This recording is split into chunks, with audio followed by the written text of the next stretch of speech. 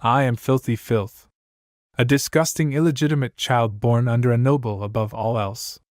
People always looked at me with contempt and gave me the back finger of scorn. A lowly, disgusting piece of filth under the sun. That was me. However, I had one such talent, and it was the very power of healing. Heal. Healing is a blessing bestowed by the heavens to those who are suffering from illness. Healers who could use heals received high treatment and enjoyed wealth and prosperity regardless of their status. As a filthy bastard, I struggled to survive, to be recognized as a decent being. But I was also a pathetic healer. Below grade F. That was my healing power. I tried so hard, but I could not overcome the barrier of my talent. I've been stuck in my apprentice status for 5 years, and now I play miscellaneous roles for other healers. A gruff guy. A dirty guy. A pathetic person. Those were the words that were used to describe me. But then, one day, a miracle happened to me. You've awakened as a player. Job surgeon. The miraculous ability of the medical art of the place called Earth was put into my body as an F-grade flunking healer. You've awakened as a player. Raymond thought the message was just a dream. Wasn't that obvious? A surgeon, not a healer? Sir. Jian? What the hell is that? Raymond chuckled. Not only that, but it was something he'd never heard before. It was the first time he had seen it. It was a gray, inorganic space. A patient? A patient was lying on a high bed in the middle of the room, bleeding profusely. Vitals? They're bleeding too badly.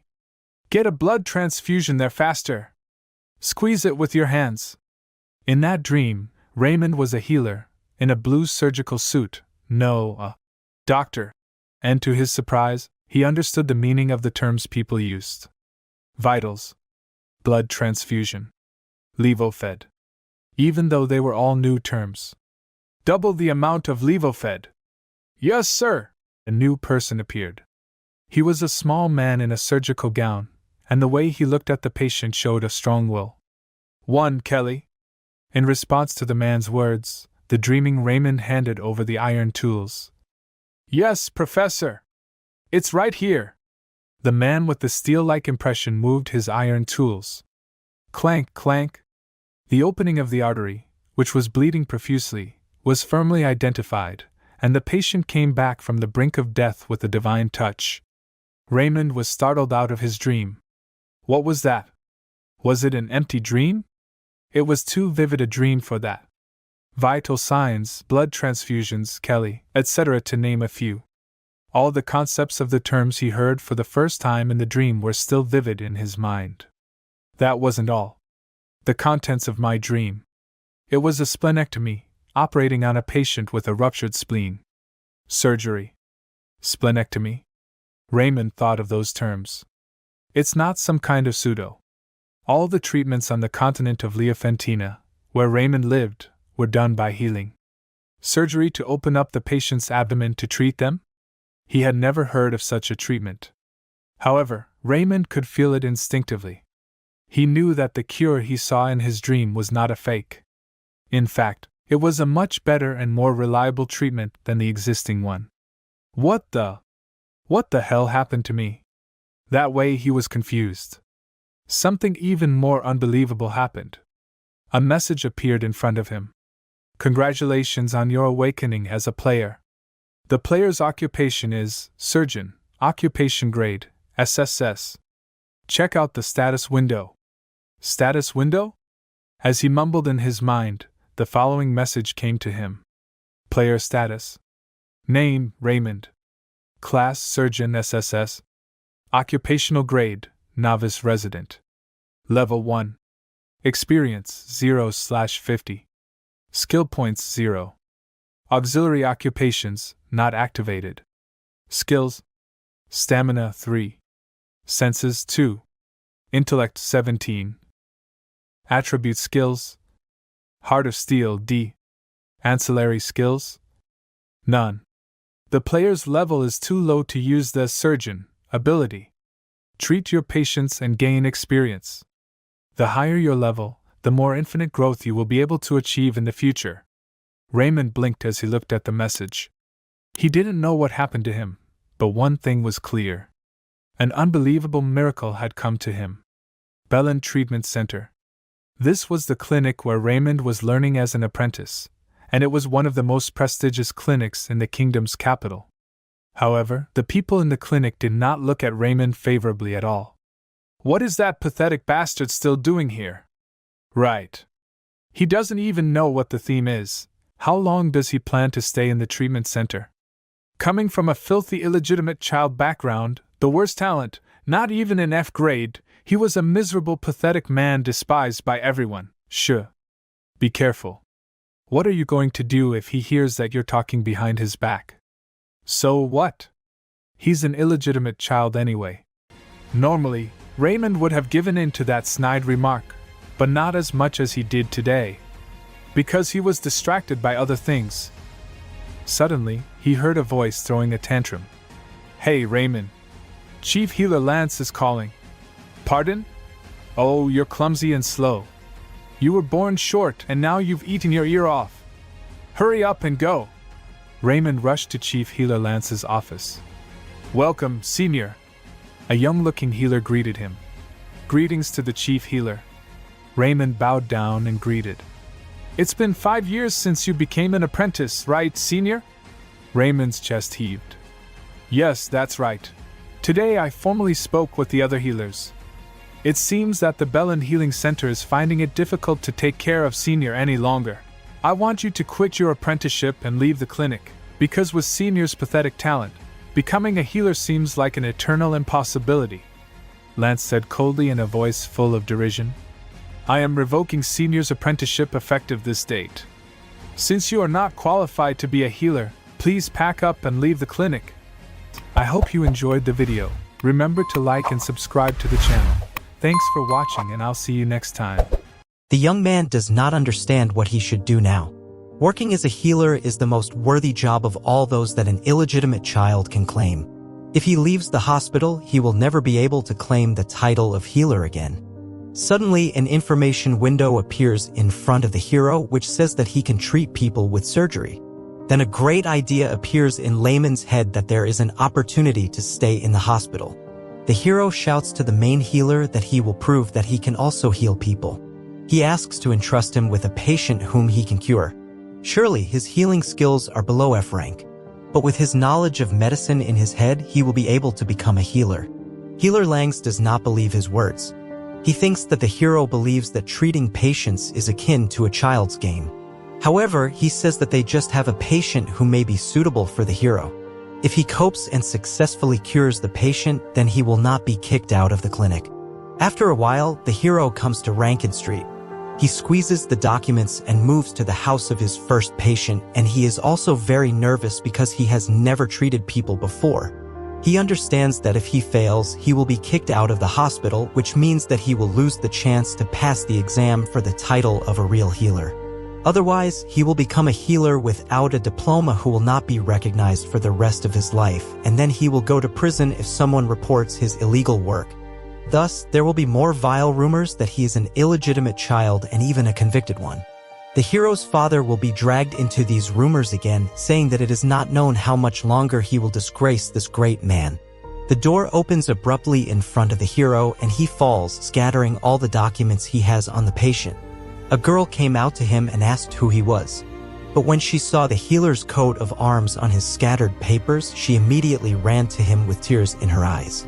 Suddenly, a woman came out of the house and the girl joyfully started shouting to her that a healer from the Bellin Clinic had arrived. The woman can't believe her eyes that a healer has finally come to them. But the young man says that he is not a real healer.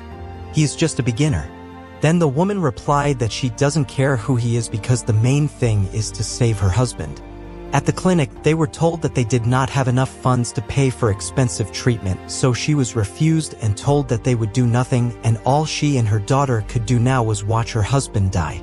The hero examines the papers he has on the patient, and there it is indicated that he has a lesion of the gluteal zone.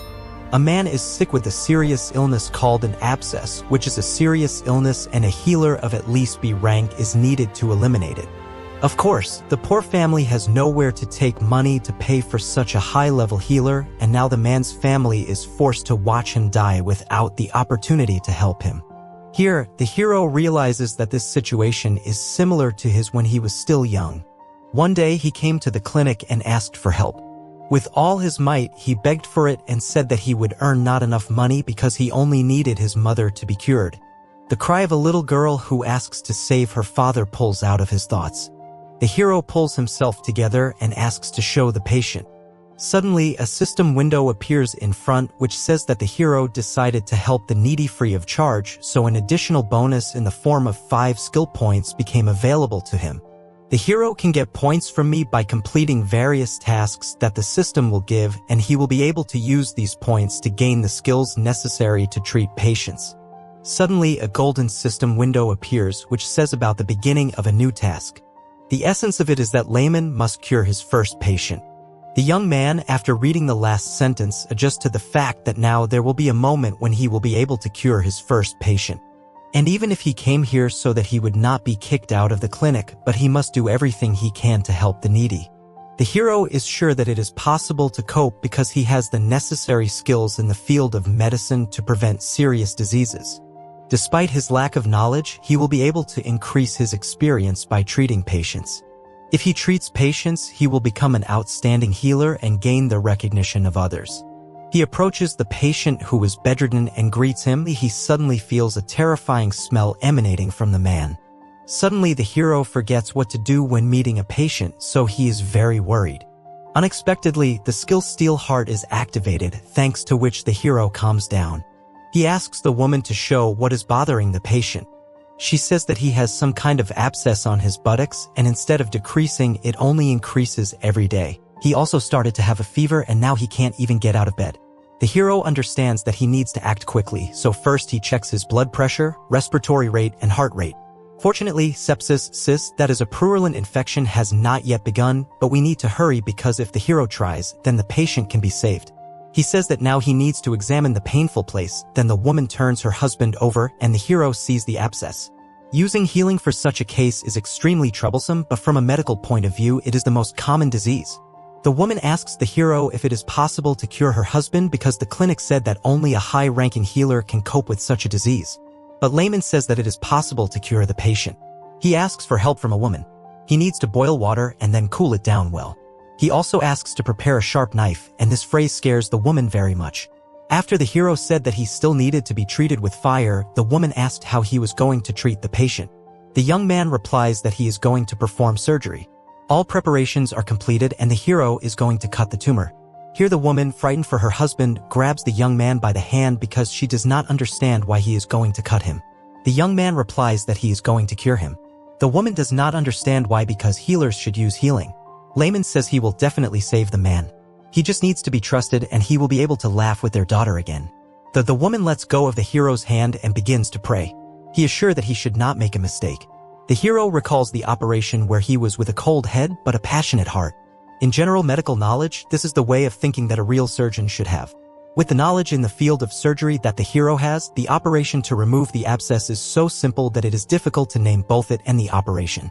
He carefully brings the knife and begins to cut the painful place, letting the pus flow out. He begins to write. The girl who is standing next to him screams, worrying about her father. Layman tries to collect his thoughts using his knowledge. First, he used a clean cloth to remove the leaking pus, and then he washed the abscess with boiled sterile water and removed the remaining pus. He also uses a knife to cut off all the dead tissue from the man's body. The operation is finally completed. The part with pus has been removed. The operation is completed by treating the wound, and then Layman uses a potion made from herbs and has natural antibiotic properties. Everything is complete. The woman approaches and asks if everything went well, to which the young man replies that everything ended well, and he asks to look after the patient. After a while, the man opens his eyes. The hero undertakes to check his temperature, and she is completely asleep. The woman thanks the hero but does not know how to express her gratitude even more. Layman replies that he just did what he had to. However, according to the woman, he was the only one who agreed to help. She says that she has been to many clinics. But all the healers said that her family's money would not even be enough to look at the patient, and thanks to the hero, she did not lose her husband and now her family is saved. Suddenly the girl runs to the young man and hugs him. Then he realizes that no one has ever said words of gratitude to him. It must be that the feeling he is experiencing now is joy after treating the patient. A few hours later, the hero stands in the office of the chief healer Langs and tells him that he was able to cure the patient. However, the healer does not believe him because an abscess is not a disease that can be cured by someone who is not even a B-rank healer. Healing is not an omnipotent force that cures all kinds of diseases just by putting your hand on the patient. In Liapontine, healing only increases vital energy, and vital energy gives several useful healing effects against some diseases, but it is completely useless against most of them.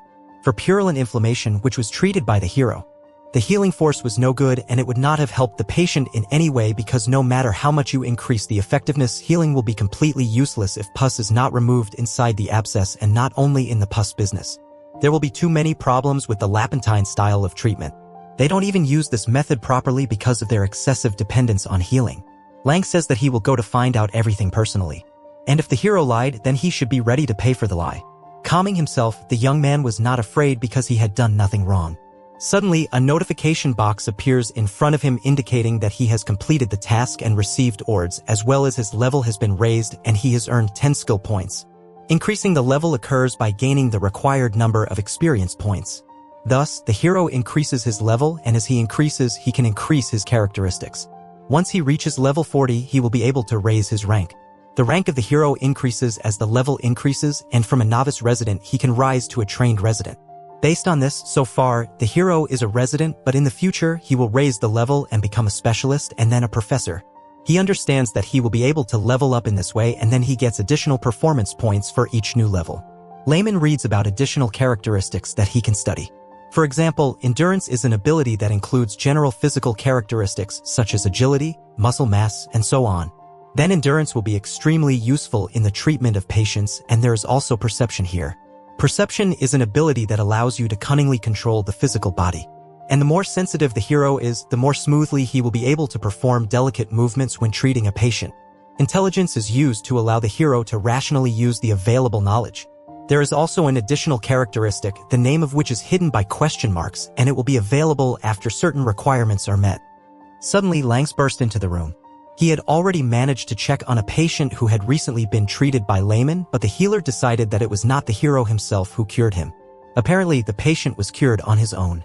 However, a promise is a promise and the man agrees to give the hero a chance. After a while, they come to the medical aid station. Lang says he gives the hero 15 days to prove himself at this point, but this time he will not be able to count on his luck.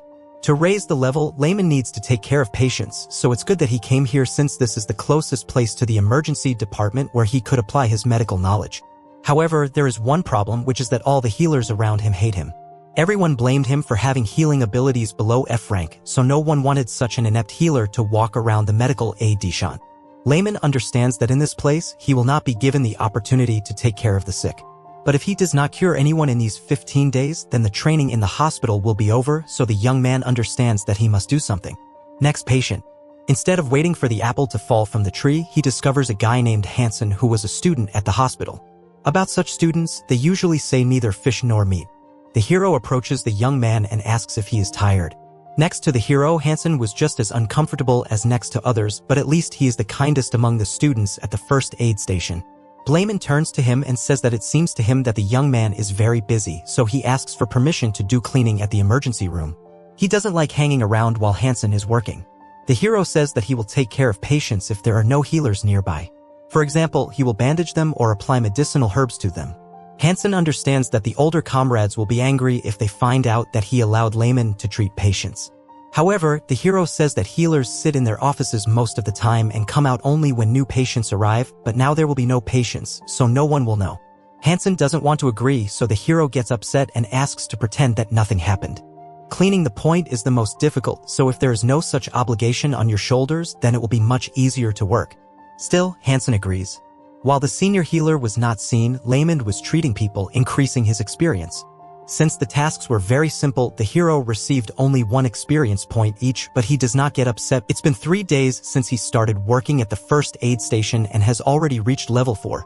Layman decides to spend his extra points on perception because the faster his senses are, the more good a surgeon he will become. He believes that if he continues to accumulate experience, one day he will become the best healer in the world and will bathe in luxury. The hero dreams of living in a 5-story mansion with marble floors and eating juicy steaks, as well as drinking the highest quality wine before going to bed. He will never again find himself in a deplorable situation due to lack of money, nor will he tolerate treatment worse than the lowest of the servants. Despite the fact that he was born into a noble family, he always had to hide in corners, living in the most luxurious place, and only have the opportunity to envy others. One of his regular patients was an elderly woman. She said that the hero is very handsome and kind, and also said that she has seen many healers in her lifetime, but the hero is the sweetest of all those she has seen. Lamont says that, of course, he should be nice because it's so upsetting when you're sick and they treat you badly. He experienced it when his mom was sick. The woman says that she was once treated by a healer, and it seems his name was Langs. He was skilled, but with this terrible evil so much that the woman's well-being deteriorated again. When she left, an information window appeared in front of the hero which informs that he was very nice to the patient, so he received the achievement Good Healer, and also his reputation was increased. He also received 5 skill points as a reward. These glasses are needed to obtain and improve the skills of a surgeon. Finally, the working day is over and now there is only cleaning left. The hero had no desire to do this, but he promised Hansen. Lament even wondered if he should make an effort at all if no one was watching this place. In Liechtenstein, they don't pay too much attention to cleanliness, so it doesn't look like Hansen tried so hard to keep order. However, slapping himself on the cheek, the hero puts his thoughts in order because dirt harms patients, and frequency is the basic rule, so he must endure even if it's hard and finally get out. He motivates himself with what he needs just to imagine his future luxurious life to cheer up, namely beefsteaks every day. Finally, everything was tidied up. The heroes decide that when he becomes successful in the future, he will definitely hire cleaners because now his whole body hurts, and he even thought to increase his stamina.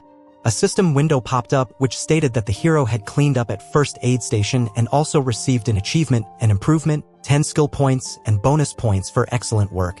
Now he has access to the purchase of skills in the store where a special offer is valid for the first purchase. For 40 points, he can buy a skill of a unique rank. He is given a choice of 3 skills: Iron Man Strength, Dexterous Hands, and Sage Thighs. The hero wants to choose everything, but you can only choose one.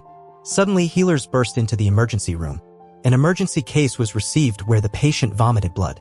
Layman understands that if he vomits blood, then it is very bad and a healer of at least a rank is needed here.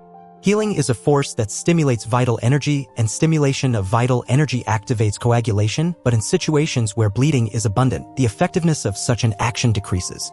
At the Ballon Clinic, only Director Bucks has a rank skills. There are also several B ranks here, but at this rate, the patient will die. There is a technique for performing surgery on such patients, but Layman cannot perform it because he is only a novice resident, so here you need the title of an experienced resident. Here, the main healer, Langs, comes to the patient who examines him. Director Bex is currently out of town to cure a nobleman. The patient started vomiting blood again, and by chance, drops of blood fell on Lang's hand. He says with disgust that he can't do anything, so the patients must be sent back. After hearing this, the hero wants to try to save him. The healer says that healing is useless here, but Layman still tries to persuade him to let him try. Langs replies that since the hero is so worried about this person, why not try to cure him on his own? However, the probability of failure is too high. And if something happens to the patient, the hero will be blamed and he will also be expelled from the clinic. A system window appears that informs that an unforeseen quest has begun, the essence of which is to become a caring healer and cure the patient with the help of willpower, despite the low level of skill. So far, the hero has held on with all his hands and feet, so if something goes wrong, then everything will be over for him. He looks at a patient who, dying, asks for help. Layman can't do anything because it's not in his power, but if no one helps, then the man will just die. The hero understands that he needs to think rationally. That is, even if he tries, nothing will come out, so it would be wiser to just continue to take care of less seriously ill people and in the future find another opportunity to gain experience. Suddenly, the Steel Heart skill is activated and Layman begins to possess steel determination and a firm will. He recalls the Hippocratic Oath, which states that the swearing asks to be allowed to practice medicine and solemnly swears to devote his life to the service of humanity. Even if it is akin to the impossible, he cannot abandon a dying person. Layman asks to be allowed to try to cure this patient. Langs is sure that the hero just went crazy, but still allows him. However, he clarifies so that the hero does not forget to take responsibility for the result later. Other healers leave and the hero remains alone. He is not sure that he will be able to cope alone because it is quite difficult to carry out the operation alone. When suddenly Hansen calls out to him, who offers the young man his help because he also wants this man not to die. The hero feels relieved because now he has an assistant, so he thanks Hansen for his support and help. The situation is urgent, so there is no time to explain. Layman tells his assistant that you need to prepare a knife boiled in sterile clean water to begin with and then treat it with fire. He also needs a thin thread and disinfect it with medicinal herbs. Hansen doesn't understand why all these things are needed. With the help of a hallucinogen, the hero put the patient to sleep and anesthetized him. Fortunately, he also prepared catgut, that is, a natural absorbable surgical suture material. Blamond had prepared it in advance just in case because it was easy to get since it is used by magicians from the wizard tower. First, you need to disinfect the place on the body where the surgery will be performed. Here the young man begins to cut his skin tissue with a knife, and this scares Hansen very much. Heroes see fat and muscles covered in blood. He knew how to open the abdominal cavity from the knowledge he had gained. However, it was terrible to see it with his own eyes, and as a result, the young man's head empties. The hero begins to shake, but suddenly the skill steel heart is activated, which allows the young man to become more adamant. Layman thinks about wealth, mail, and calms down. He just needs to follow the knowledge of surgery. He must perform a median laparotomy. That is a method of surgical intervention by dissecting the tissues in the area of the anterior abdominal wall. Hansen is just terrified because he doesn't understand what the heroes are doing to the patient and should he stop him. However, he sees the confident look of the hero and does not risk stopping him. Yellow fluid oozes from the duodenum. This is a perforated ulcer, so it is necessary to bind the artery and block the hole. A perforated ulcer is a through defect in the wall of the stomach and duodenum, as in this case with access to the abdominal cavity or retroperitoneal space. Here, the hero asks Hansen to lift one red organ. The young man is surprised but still helps the hero. Now you need to cut out the perforation area with a scalpel. The hands of the young man do not obey at all. And at this rate, the operation will end very badly, so the hero decides to buy the skill-dexterous hands of the surgeon. Good stamina and intelligence are undoubtedly important, but more importantly, they are able to save the patient. He uses the skill and his perception increases from 6 to 16 and the fingertips become more substantial. Of course, it's still a little unusual, but the hero moves gracefully really and the feeling that he lacks something. He asks Hansen for a threat because first he needs to tie the artery and stop the bleeding. Now you need to close the hole in the duodenum. Then you need to take the tongue of the momentum of a suitable size and block the perforation of the intestine with it, applying nodal sutures. And finally, it remains only to check the vagus nerve, which is associated with the secretion of gastric acid, and also remove the spread gastric juice with clean water, and finally, do not sew it up. The operation is over. The hero got his first experience in abdominal surgery. He received the achievement of the father surgeon, that is, the discoverer of surgery for future generations. The hero also received a lot of skill points and a bonus to level up. Suddenly, his legs give way and he falls and tears begin to flow from his eyes. Finally, he did it, cured the patient. After a while, the chief healer learns that Layman did a good job and cured a patient who vomited blood. He couldn't believe his ears because it's impossible, so he decides to make sure of everything personally. Legs give way and he falls and tears begin to flow from his eyes. Finally, he did it, cured the patient. After a while, the chief healer learns that Layman did a good job and cured a patient who vomited blood. He couldn't believe his ears because it's impossible, so he decides to make sure of everything personally. Langs believes that there is no way the hero can heal patients with blood vomiting and his abilities are below F rank. He bursts into the room and sees how the patient is having fun and sweetly communicating with his healer. The man thanks the main character for the rescue. The young man answers him that he should not forget about caution. Langs comes into the room and asks who cured the patient, or perhaps Director Bucks did it at all. The healer still does not believe him because he thinks that he is lying since he does not reach the F rank, so how could he cure a sick person here? The young man replies that he did not use healing. However, he understands that the truth cannot be told. He invents a legend that he treats patients with the help of medical techniques that were used in ancient times. Yes, it was for such a case that the hero came up with a story. Layman says that some time ago when he was running errands in the northern region he lost his balance and fell off a cliff unexpectedly for himself and then wandered into the ancient ruins and there was able to comprehend the ancient method of healing, which is called medical techniques. Langs doesn't believe him. Suddenly the patient gets out of bed and says that it's too noisy here. He calls the main healer and lifts up his shirt and then asks to see him, which has proof that it was the main character who saved him. There was a huge seam on his stomach, by the way. The man adds that he remembered the main healer because it was he who asked people to leave him to die. The main healer did not help himself, and now he is trying to denigrate either the healer who pulled the man out of the other world. He takes a chamber pot and throws it right at the main healer, dousing him from head to toe. The patient is very angry. He shouts at him, insulting him, and asks him to get out of here right now. The main healer runs away. The patient apologizes to the main character for soiling the room. However, the young man replies that, thanks to him, he feels better. At this time, Langs is trying to understand the words of the young man, namely that he was talking about some secret ancient techniques. People started discussing the main character saying that he was lucky to stop the bleeding. The hero knew that people's opinion about him would not change just because he cured one patient. Here, Hansen turns to the hero. The young man does not say anything and takes away Lamont's mop. That from now on, he will be engaged in cleaning because this is his job. It seemed to the hero that Hansen looked at him differently. Behind the wall was Langs, who looked at the hero quite differently. His gaze started from mocking to a complete desire to kill. In the past, when people behaved this way towards heroes, he didn't know what to do, but now he doesn't care. Everyone should keep watching. And when he eventually becomes the best healer, then everyone will dance with him. Hear the main healer Langs. The hero sneaks up from behind and talks about his skills. He offers him to go to the birthday festival at the royal palace as an invited healer. This shocks the hero. The festival is organized in honor of the birthday. This banquet is also dedicated to the birthday of the very first king, a grandiose festival at which all the capital's nobility gather. It is so large-scale that there are not enough healers at the royal palace because each clinic sends its own people there. Being sent to the festival at the royal palace means that your abilities have been recognized, and it is a great honor for any healer. However, the hero does not like it. The chief healer, Lang, says that Lamond is still a student and only the really hopeful gets such a chance. And the hero cured a patient who vomited blood, so he definitely deserved the right to participate. The hero believes that Langs does not give them the opportunity but just wants to set them up because for the hero, the royal palace is hell. The fact is that he has 3 stepbrothers who constantly bullied him. That time was like hell. If we compare life in the palace and life in the clinic, then the latter will definitely seem like paradise because it was because of the hero that his father's dignity was tarnished. He was a hidden prince.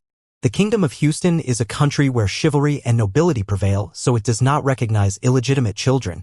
The hero, the only mistake that the king of a great country once made. Therefore, he is bad because he should not exist because he defames the name of his royal majesty. The heroes decide to clarify whether it is really necessary to send him to the festival. Lang says that if he does not like it, then let him not go. Only the hero should not forget that the completion of his training is in the hands of the main healer.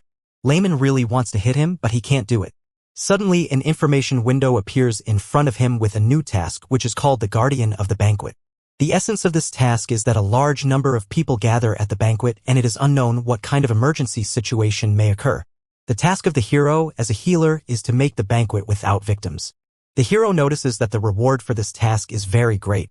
However, he is worried about the high complexity because, most likely, some very serious urgent incident or something is going to happen. Layman agrees to go. He asks Langs to promise that he will give him permission to take an official qualified exam for a healer at the end of the banquet. Even if everyone present at the clinic behaves ridiculously unfairly, the only reason why the hero still remains at the Bellin clinic is the desire to take the qualification exam for a healer. He can't go to the palace without asking for something in return. A few days later came the royal festival. 5 years ago, the hero left the royal palace and here he is again. He's thinking about going back to the Bellanda clinic. He doesn't understand how he can help an urgent patient at all when his healing powers are below F rank. There will be a lot of skilled healers at the banquet. However, if healing is useless for this person, then he may die. The young man understands that he should not avoid the palace because he has done nothing wrong. He didn't want to be born out of wedlock, so it's the fault of his father, the king, and the hero is just a victim. As a result, an information window appears again which says that the hero decided to look fear in the eye, so Steelheart reacted to his concern. He calms down. Lamond understands that he should not be discouraged because who knows, he may be able to save a high-ranking nobleman and he will receive a generous reward. However, before entering the castle, the hero must acquire useful skills. He looks at the profile menu which states that for skill points, he can acquire any skill he wants. However, due to his low F rank class, there are some restrictions, so the skills available for purchase are divided into 2 groups, attribute skills which can be purchased 5 pieces and passive skills which can be purchased 3 pieces. The hero decides to look at the attribute skills available for purchase and he sees several types of basic magic, which means he can learn magic for points. He decides to buy a skill called the method of dealing with jerks because there are a lot of them among the noble people. After a while, the banquet begins. People raise their glasses to his royal majesty, to the king, because no one can compare with the greatness of his majesty. Thanks to this man, the Kingdom of Houston has become so developed. He was an outstanding knight and military commander as well as a politician who thinks about his people. He was a monarch who listened to the nobility and no one dared to mock the king. That's why all the people spoke badly about the hero, because if it wasn't for him, the king would have been just perfect.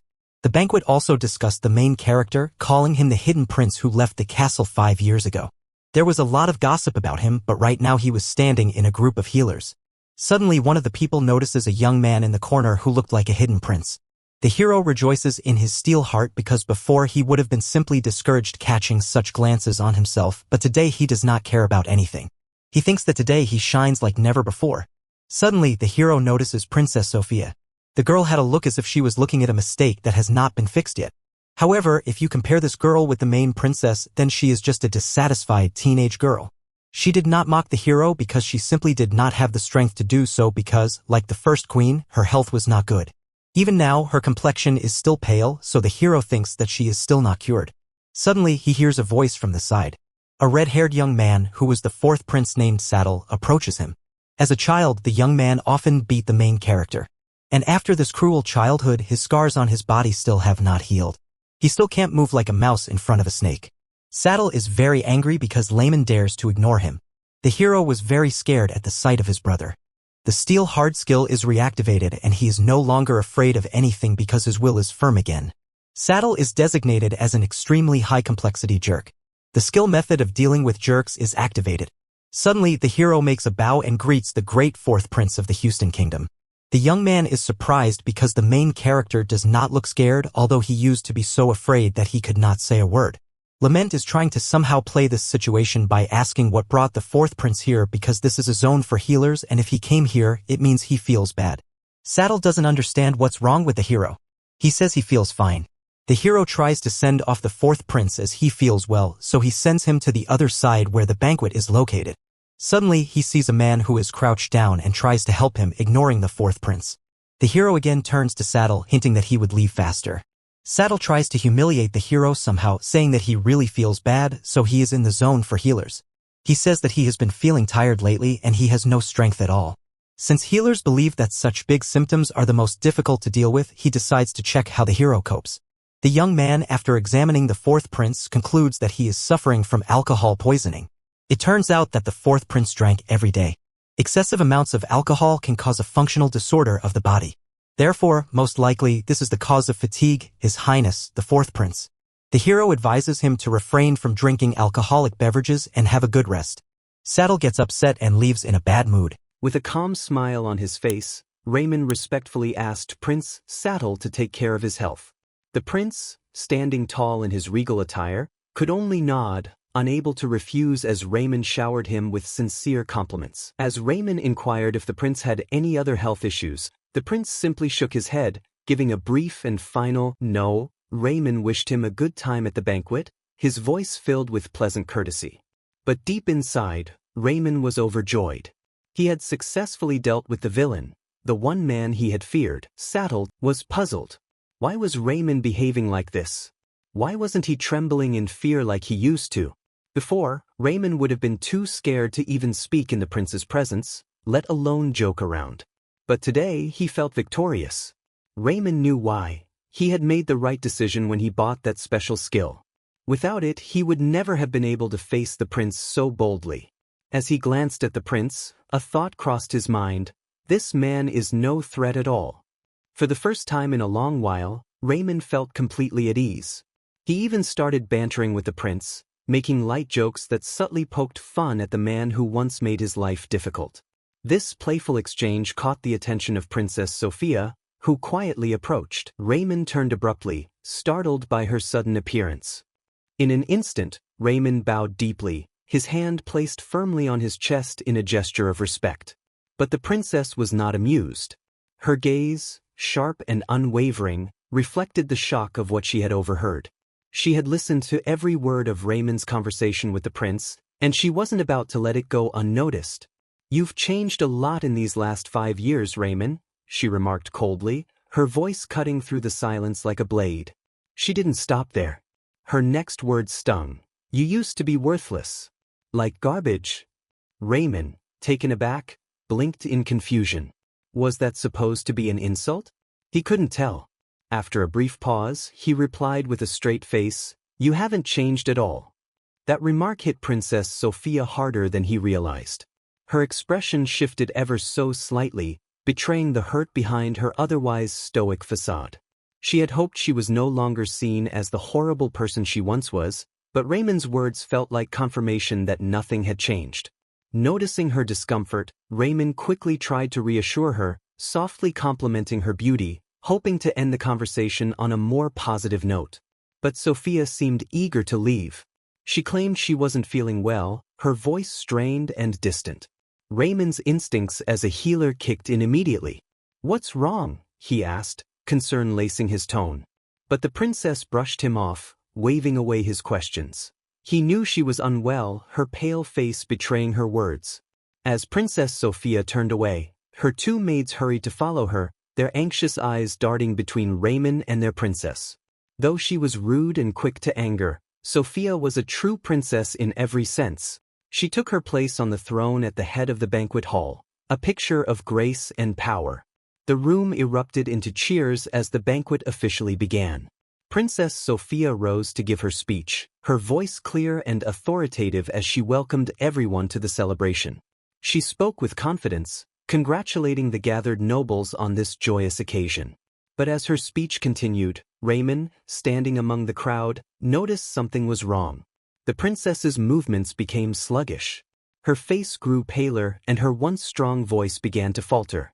Raymond's heart raced as he watched her closely. Sweat glistened on her forehead, her hand clutching her chest as if the very act of breathing had become a struggle. The crowd seemed oblivious, but Raymond sensed the danger. And then, in the middle of her speech, it happened. Princess Sophia staggered, her legs giving out beneath her as she collapsed to the ground. A wave of panic swept through the banquet hall. Screams filled the air as nobles rushed forward, trying to help, but Princess Sophia lay unconscious, her face devoid of life. A group of men shouted for a healer, their voices tinged with fear. The older nobles hurried toward the fallen princess, their faces grim, while others stood frozen in shock. The atmosphere was chaotic, but Raymond remained still, his mind racing.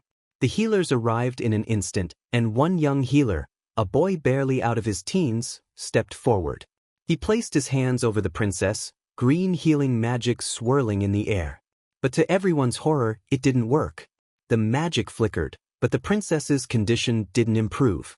The healer's face paled, his eyes wide with fear. He stepped back, shaking his head in disbelief. Even the best magic couldn't save her. Raymond watched from the sidelines, his thoughts a whirlwind. Should he step in? Could he risk it? As an apprentice, he wasn't supposed to interfere. But if he did nothing, Princess Sophia would die. She hadn't apologized to him yet, not properly. He couldn't let her die without making her apologize for all the torment she had caused him. With a newfound determination, Raymond stepped forward, his voice loud and unwavering. "I'll treat her myself," he declared. The healers, startled, turned to him in disbelief. The lead healer, Ing, tried to stop him. "What are you doing? Get out of here," he shouted, but Raymond refused to back down. "Time is running out," Raymond yelled, his voice cutting through the noise of the crowd. He pushed past the healers, his nonchalant expression masking the fear and pressure building inside him. He approached Princess Sophia, kneeling beside her motionless body. The room fell into a tense silence as Raymond began checking for a pulse. His hands shook slightly as he felt her neck. Nothing. No pulse. Her heart had stopped. Healing magic wouldn't help now. Without hesitation, Raymond began chest compressions, his movements quick and precise. The nobles shouted angrily, accusing him of harming the princess. But Raymond ignored them, focusing solely on saving her life. Sweat dripped down his face as he continued, his arms burning with effort. The room erupted into chaos, but Raymond remained focused. Suddenly the king arrives there and stares at the situation, and asks the healers can they save Sophia. All healers stayed silent with a sorry face. After seeing that, the king commands the guards to let Raymond try. Raymond continues to give chest compressions to the princess, but her heart won't start beating. Raymond realizes that if this keeps up she'll die. Nobility will imply that he is the one who killed the princess. Suddenly, he had an idea. His mind raced back to the blue screen, the skill menu. If healing magic couldn't work, maybe something else would. In a flash, he accessed the blue window and scrolled through the options. His fingers hovered over a selection: basic lightning magic. It was risky, but it was his only chance. With a quick breath, Raymond made his choice. Raymond confidently applied his newly acquired skill, his movements precise. One hand slipped under the princess's right collarbone while the other rested beneath her left arm, near her armpit. He focused, and in an instant, blue sparks of electricity began to crackle around Princess Sophia's body. But just as Raymond began to hope, a royal guard leapt forward. She pushed Raymond to the ground, his body crashing into the floor with a heavy thud. The cold, sharp edge of her sword was at his throat before he could react. "What have you done to the princess?" she spat, her grip on the sword tightening. The tension in the air was thick as the other guards surrounded Raymond, ready to strike him down where he knelt. The room had grown still. Raymond raised his hands in surrender, his voice calm but urgent. "I wasn't attacking her. I was trying to save her life." His plea was met with skeptical glares. The king ordered the healers to examine Princess Sophia. The highest-ranking healers rushed forward, their robes brushing the floor as they gathered around the princess's still form. Healer Aang, trembling with uncertainty, placed his fingers on Sophia's artery, feeling for a pulse. His eyes widened, and he gasped in disbelief as he felt the faint but unmistakable thump of her heartbeat. The princess, her heart, it's beating again. Aang's voice broke through the tense silence, and whispers of astonishment rippled through the crowd like wildfire. "This is incredible." Raymond remained on the ground, still at sword point, but a wave of relief washed over him. He exhaled deeply, his eyes closing for a brief moment. It had worked. Against all odds, he had saved her. The king, his regal figure towering over the crowd, approached Raymond slowly, his expression unreadable. The crowd parted in hushed awe as the king stopped in front of the young man who had just performed the impossible. The king asked, "What did you do?" Raymond, still kneeling, replied carefully, his voice steady, "Healing wouldn't have worked, Your Majesty. I used another method, a technique I learned long ago." The king's brows furrowed, his arms crossing in front of him. The silence stretched as Raymond's words hung in the air. Finally, after what felt like an eternity, the king sighed deeply, turning to address the hall. "The banquet is over," he announced, his voice carrying throughout the room. "We are done here." As he began to walk away, the king suddenly paused. "Wait until I summon you," he said, his voice unexpectedly soft, and then he was gone. Raymond blinked in confusion. He had not expected those words from the king, words that carried neither anger nor dismissal. For the first time in his life, Raymond felt seen by his father. Raymond's mind wandered back. He had been just a child, weak, frail, and starving, alone in the slums after his mother had died. He could still remember the moment the king had found him, his body so malnourished that it barely seemed alive. The king had picked him up in his arms, his face unreadable as he silently carried Raymond back to the palace. It was the only time his father had ever shown him any warmth. From that day on, Raymond had lived in the palace, surrounded by people who blame him for tarnishing the image of the king by being an illegitimate child. All his siblings used to bully him, and everyone treat him worse than slave. But his father had never spoken to him again, until now.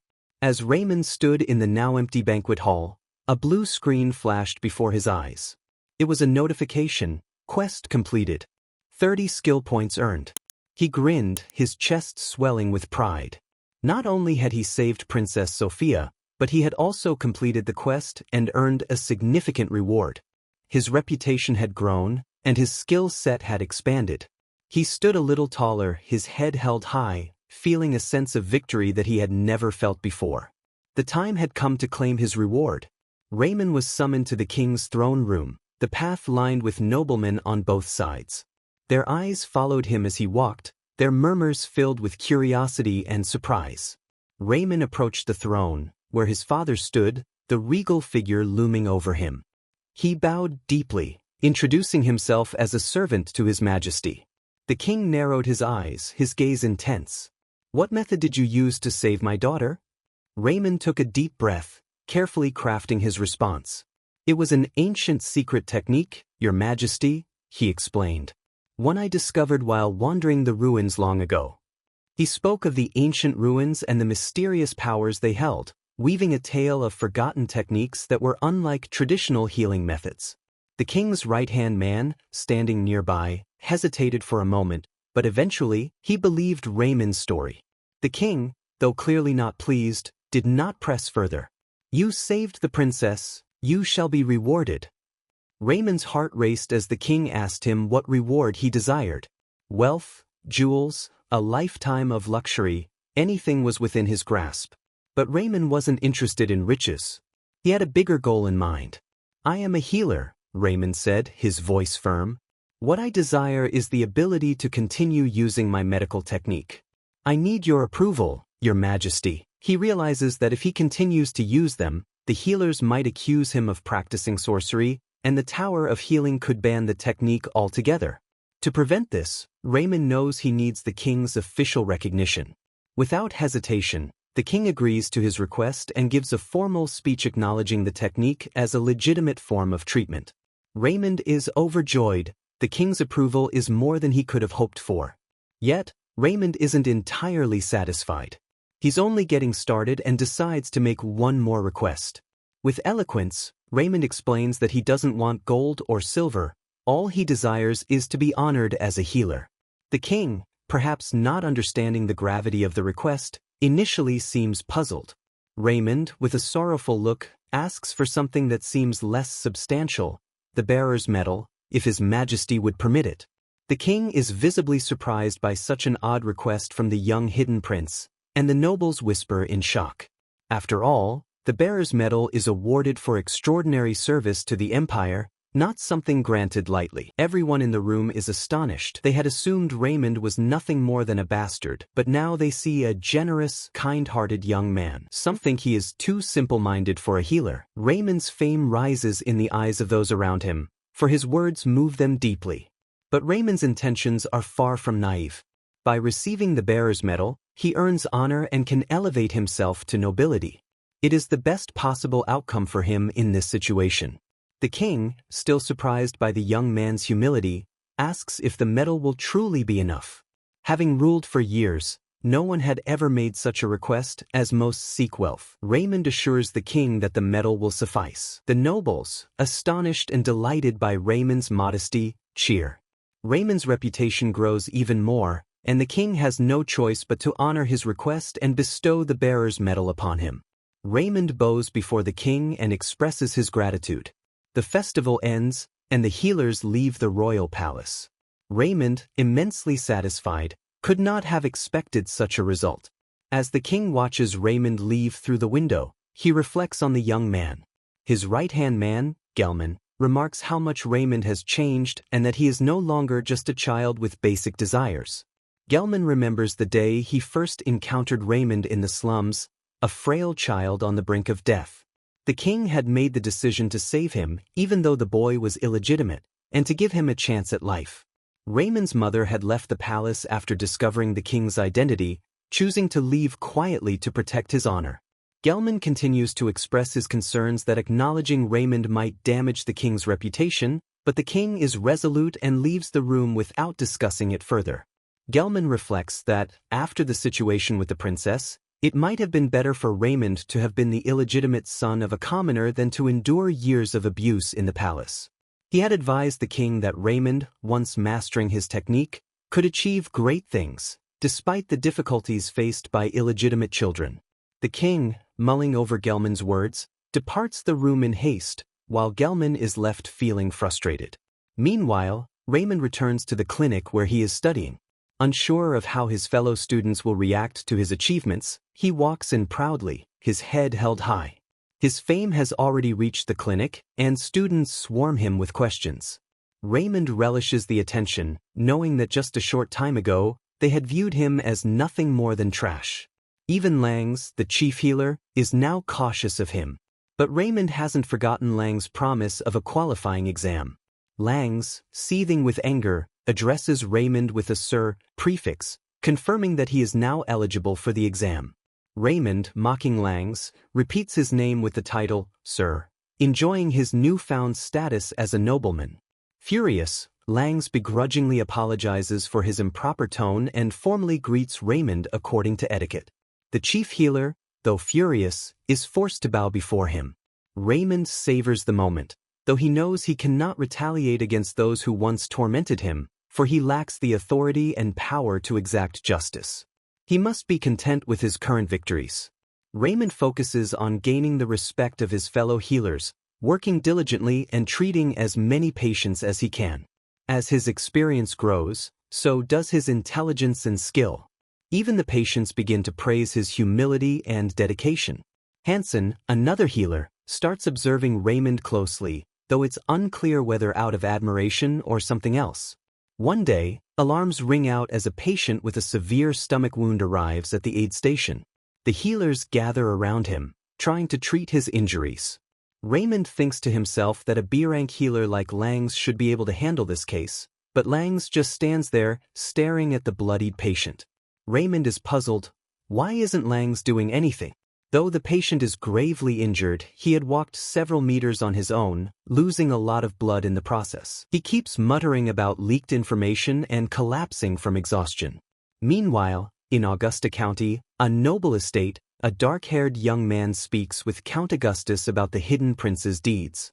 The count, who had suspected Raymond of being untrustworthy at the banquet, acknowledges that Raymond is skilled but believes he will never become a prince. The count's family supports the third prince, Liberton, though it is more likely the second prince, Karen, will take the throne. The count hands a letter to Killian, instructing him to deliver it to the third prince, while cautioning him to avoid drawing attention from the second prince's watchful eyes. Everything happened so quickly. The attacker had likely been sent by the second prince, and though Killian barely fended him off, he lost a significant amount of blood. He somehow managed to stagger to the nearest clinic, nearly unconscious, but determined to survive. When the healers saw Killian, they were horrified and immediately sounded the alarm for an emergency. Despite being gravely wounded, Killian remained standing, pleading for the strength to save his life. The healers scrambled around him in a panic, urgently calling for Chief Healer Langs. Killian was confident he wouldn't die here. He believed they would save him. But to Killian's surprise, Chief Healer Langs showed no urgency. He simply stood by, observing. It quickly became clear why. Langs coldly declared that he had no intention of treating a beggar like Killian. He didn't want this man on the clinic's records, nor did he want to deal with him for days. Langs ordered that Killian be sent to another clinic, one meant for commoners. Killian, struggling to speak, tried to inform Langs that he was from the noble Augustus family, but he couldn't form the words, coughing up blood as he gasped for breath. Langs turned away with contempt, declaring that someone of Killian's low status couldn't possibly receive treatment in such a prestigious clinic. At that moment, Raymond stepped in, challenging Langs. He pointed out that no healer at the nearby clinic was qualified to treat such a serious case, and if they sent Killian away, he would die. Langs, mocking Raymond, sarcastically told him that if he wanted to treat Killian, he was welcome to try. With a smirk, Langs taunted Raymond, saying that if he had the skill to cure a princess, surely he could handle a beggar. The other disciples and healers whispered amongst themselves. Langs clearly didn't believe in Raymond, thinking his previous success was just a stroke of luck. The truth stung Raymond. His rank wasn't high enough to handle such a complex surgery. He hesitated, unsure of what to do. Langs, seizing the moment, ordered Raymond to either treat the patient or personally throw him out of the clinic. To drive the point home, he suggested that Raymond escort Killian to the commoner clinic himself. Anger burned inside Raymond at the injustice of dividing people into rich and poor when it came to something as crucial as healing. His goal was to become a skilled healer, and though he had ambitions of wealth, he believed that no healer should abandon a dying patient. With newfound determination, Raymond locked eyes with Langs and boldly declared that he would cure Killian. Activating his heart of steel, Raymond remained calm and composed, while Langs, confident of his failure, left Raymond alone with the patient. The others quickly dispersed, leaving Raymond to figure out how he would perform the surgery. Staring at Killian's weakened form, Raymond felt unsure of himself. He knew that if he failed, it could ruin everything for him. But before he could dwell on his fears, a voice interrupted his thoughts. Hansen, with fire in his eyes, offered to help. Raymond, thrilled but taken aback by Hansen's willingness, eagerly accepted. Grabbing Hansen's hand, he thanked him sincerely. Raymond assigned Hansen the same tasks as before: boil the water, sterilize the knife and needle. Together, they prepared for the difficult operation. Killian had lost too much blood, and a transfusion was necessary, but they didn't have the proper equipment for such a procedure. Raymond began to think through each step carefully. First, he injected some blood, then tried to stop the bleeding, activating his nimble surgeon's hands. Raymond moved with the precision of a seasoned doctor, while Hansen stood by, handing him the instruments. Slowly, Raymond made an incision in Killian's abdomen, his hands more steady than ever before. But something wasn't right. Blood was pouring out, more than expected. Hansen, terrified, asked if it was normal for there to be so much blood. Raymond didn't answer, frozen as he stared at the organ. Panic rising, Hansen shouted at Raymond, snapping him back to reality. Realizing he had forgotten Hansen's presence, Raymond instructed him to wipe away the blood with a sterile cloth. As Hansen carefully wiped the blood, Raymond inspected the organs, trying to locate the source of the excessive bleeding, wondering what he could use as a substitute. Sensing something was wrong, Hansen watched as Raymond weighed his options. Desperate, Raymond turned to his magical abilities. Opening the attribute screen, he selected fire magic. His heart raced with worry. Fire could burn the patient if he wasn't careful. The blue screen assured him that his intelligence was high enough to control the magic. Raymond felt relieved. He hadn't trained in these skills for nothing. With utmost caution, Raymond prepared for the cauterization. He raised his left hand and summoned a small fireball into his palm. Hansen, stunned by the sight, was speechless. It was pure magic, something he hadn't expected from Raymond. But Raymond focused, using the fire to carefully stop the bleeding. Afterward, he asked Hansen for a thread to stitch up the damaged veins. With his deft surgeon's hands activated, Raymond worked methodically, making suture after suture with ease. Hansen, in awe, watched as Raymond expertly finished the operation, placing each stitch as if he had been practicing for years. When the bleeding had completely stopped, Raymond smiled, relieved. Hansen, still shocked, asked Raymond about his ability to use magic. Raymond casually replied that magic was just a hobby, something he dabbled in during his free time. He explained that he had gained his magical abilities while exploring ancient ruins, which had since collapsed, meaning no one else could access them. Hansen realized that Raymond was only talking to deflect from telling the full truth. He respected Raymond's choice, knowing that anyone in his position would want to keep such power secret. There wasn't much left to finish the surgery, just flushing everything out and repairing the mesentery. Hansen was in awe of Raymond's abilities. No matter what technique he used, Raymond was saving lives that others couldn't. Hansen even began to wonder if he could learn this technique himself. After a brief reflection, he concluded that Raymond would likely refuse to teach him. The surgery was finally complete, and Killian's life was no longer in danger. The blue screen in front of Raymond displayed a significant increase in experience, and his level had gone up.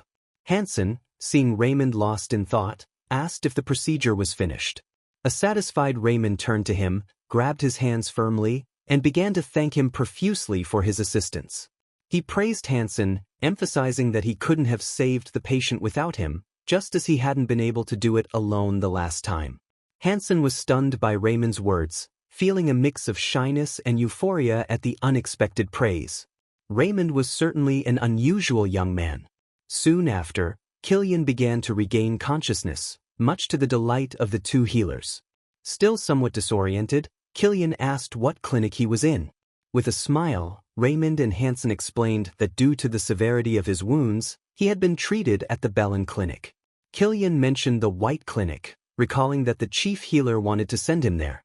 Just then, Count Augustus burst into the room, shouting his son's name. The Count rushed to Killian's bedside, calling him son. Both Raymond and Hansen froze, realizing that the patient they thought was a beggar was actually the noble son of Count Augustus. Killian, now more alert, recognized his father and addressed him. The Count grasped his son's hand tightly, relieved that he had been treated at the Bellin Clinic, where the healers were highly skilled. He asked who had saved his son, assuming it must have been the director or Langs. Hansen, unable to contain his pride, stepped forward, his head held high, and declared that it was Sir Raymond who had saved Killian. Raymond stood by with a satisfied expression. Killian turned to Raymond in surprise, asking if he was the same Raymond who had saved the princess. Hansen and Raymond didn't hold anything back. They told the Count everything. Langs had ordered that Killian be sent to the White Clinic, refusing to treat him, but Raymond had intervened and taken on the risk to save his son. Count Augustus was clearly shocked. Killian, thinking back on his appearance, suggested that Langs had mistaken him for a beggar, which is why he was treated so poorly. The Count's face darkened with rage, and it looked as if he might explode at any moment. Chief Healer Langs was informed of Count Augustus's arrival and immediately leapt from his chair, his face lighting up with excitement. He pushed past everyone, eager to greet such a distinguished nobleman. Rushing into the clinic's aid station, Langs entered the room where the Count, Killian, Raymond, and Hansen were waiting. Breathless, Langs enthusiastically greeted Count Augustus, apologizing for not coming sooner and introducing himself as the chief healer of the Bellin Clinic. Langs didn't even notice anyone else in the room, his attention solely on the Count. But an uneasy silence filled the space as three grim faces, those of Raymond, Hansen, and the Count, gazed at him coldly. Count Augustus, in a calm yet menacing voice, asked if Langs was the same healer who had left his son for dead. Langs was visibly unprepared for this confrontation. He stood frozen, unable to respond. Then, gathering his wits, he tried to laugh it off, claiming that such a thing was absurd and that he would never have allowed it.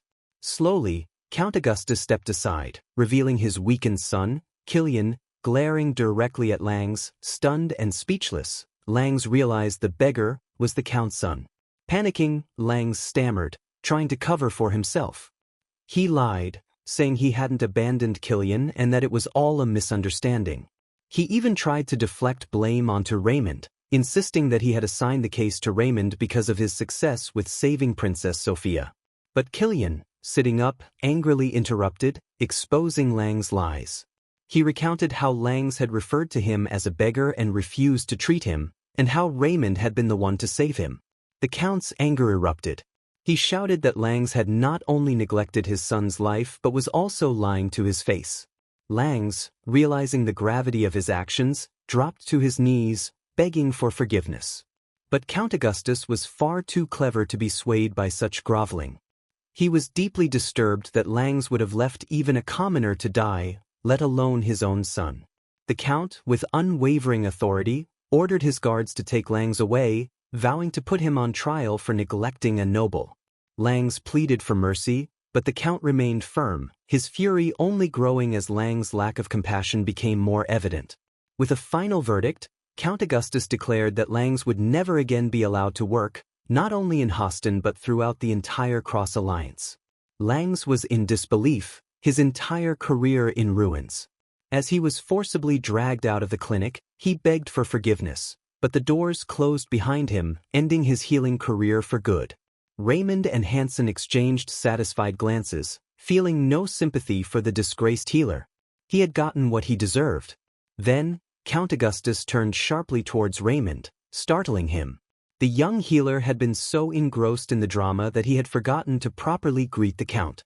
But the Count, his face softening, placed a hand over his chest and expressed his deep gratitude to Raymond. In a move that shocked Raymond, the Count even bowed slightly before him, thanking him for saving his son. Raymond, pleased but flustered, asked the Count to raise his head, insisting that he had only done his duty.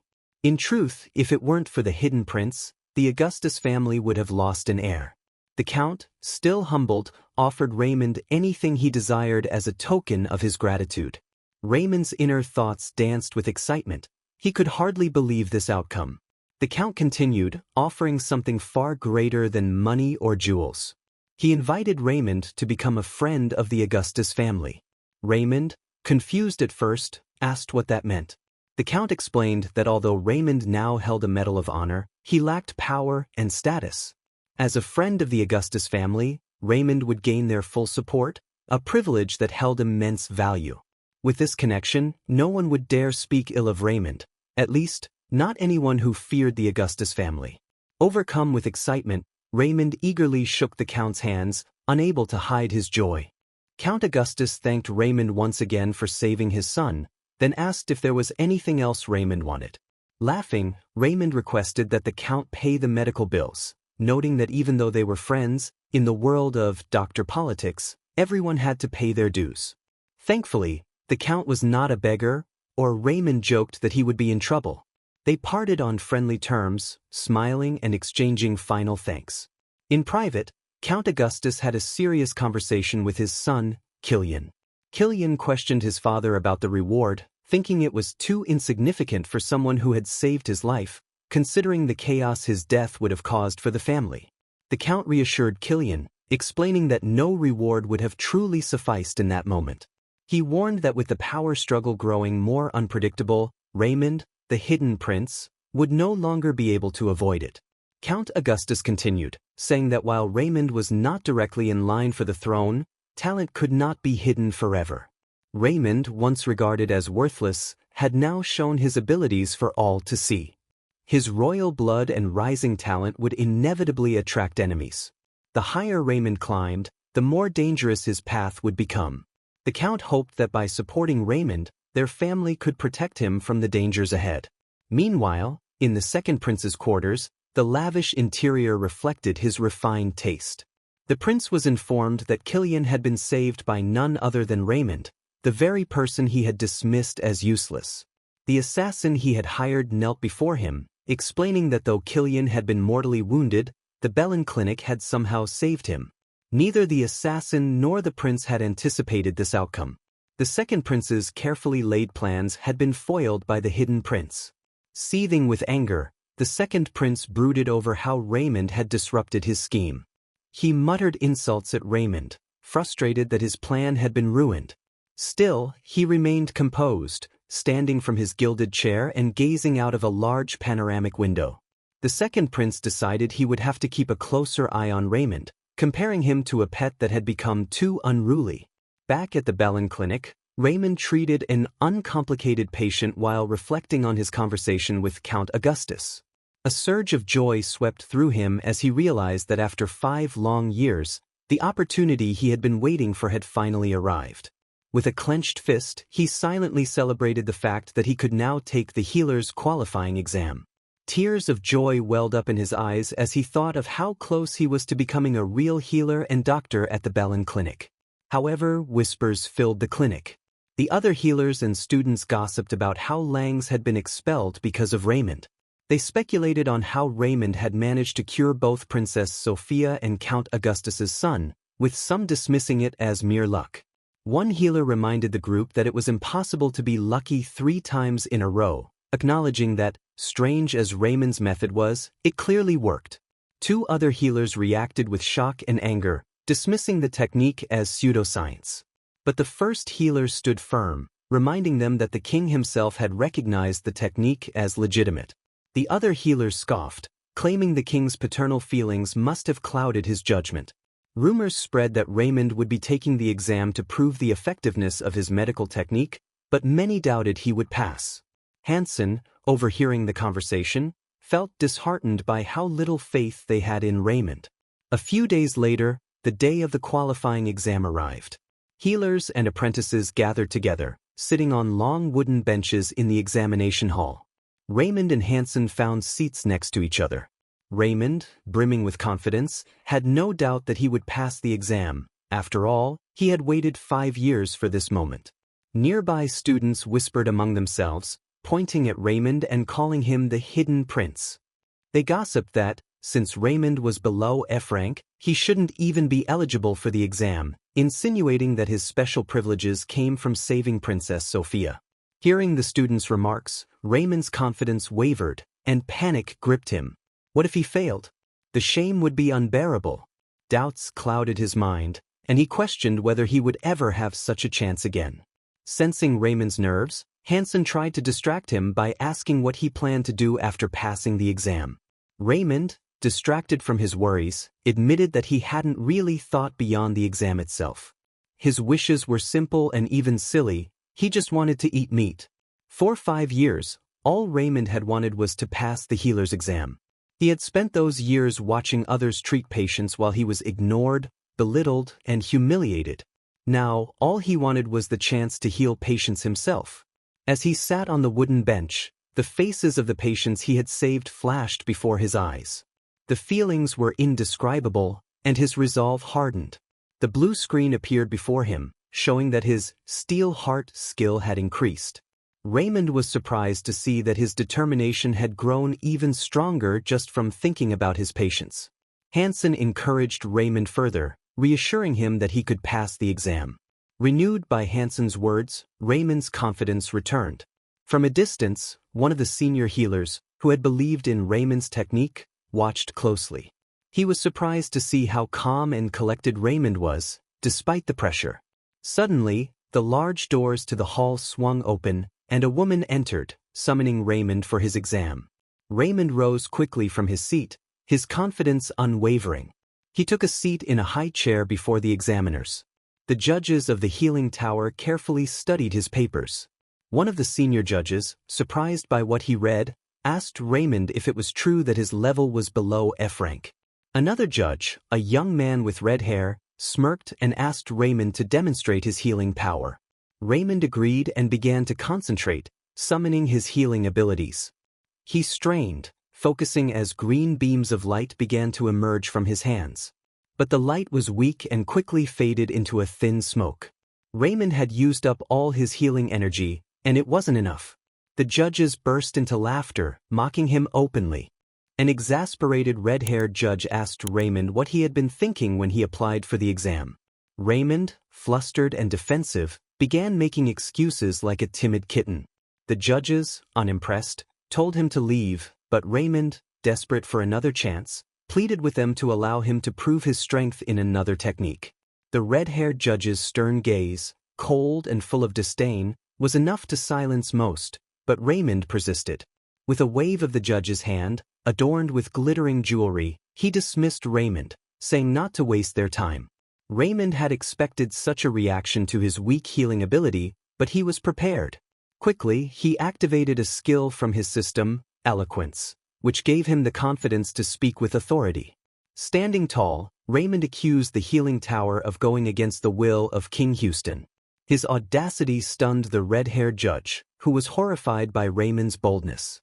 Raymond continued, acknowledging that his healing ability was lacking but reminding the judges that his medical techniques were officially recognized by the king. Some of the judges couldn't help but smile at Raymond's confident demeanor. The red-haired judge, unsure of how to react, recalled how modest Raymond had been at first. He admitted that while the judges wouldn't go against the king, the healing tower had never acknowledged other medical methods. With unwavering confidence, Raymond argued that if the healing tower respected King Houston, they should give him a chance to prove that his method worked. A few of the judges began whispering amongst themselves, agreeing that they should at least test Raymond's technique. Reluctantly, the red-haired judge, feeling the pressure of the others' opinions, agreed to give Raymond a chance. If Raymond could heal the patient assigned to him, the tower would recognize his technique. Overjoyed, Raymond approached the exam secretary and received a folder containing the patient's medical history. As he opened it, his expression quickly shifted to one of shock. The patient's condition was far more severe than he expected. His cheekbone twitched in disbelief as he realized that the judges had given him an incredibly difficult case. Earlier, the female judge had questioned the red-haired judge's decision to assign such a challenging patient to a student. The other judges had expressed concern, noting that no other healer had been able to treat the patient. However, the red-haired judge, clearly biased against Raymond, was determined to see him fail. He referenced Raymond's controversial methods, saying he had nearly harmed Princess Sophia, and expressed disdain for his surgical techniques. The tension in the room grew as the judges contemplated the consequences of their decision. Some feared that if Count Augustus found out they had assigned such a difficult patient to Raymond, he would intervene. But the red-haired judge assured them that the exam was under the tower's jurisdiction, and there was nothing the Count could do. His personal vendetta became clear when it was revealed that the fourth prince's mother, a cousin of the red-haired judge, had requested that Raymond be given no chance to pass the exam. Despite his initial fear, Raymond quickly analyzed the patient's condition. He realized that the patient suffered from severe bed sores, a condition difficult to treat. The red-haired judge scoffed, convinced that even experienced healers couldn't cure such a condition. But Raymond smiled, confident in his unique method. The judges, confused by Raymond's optimism, continued to discuss amongst themselves.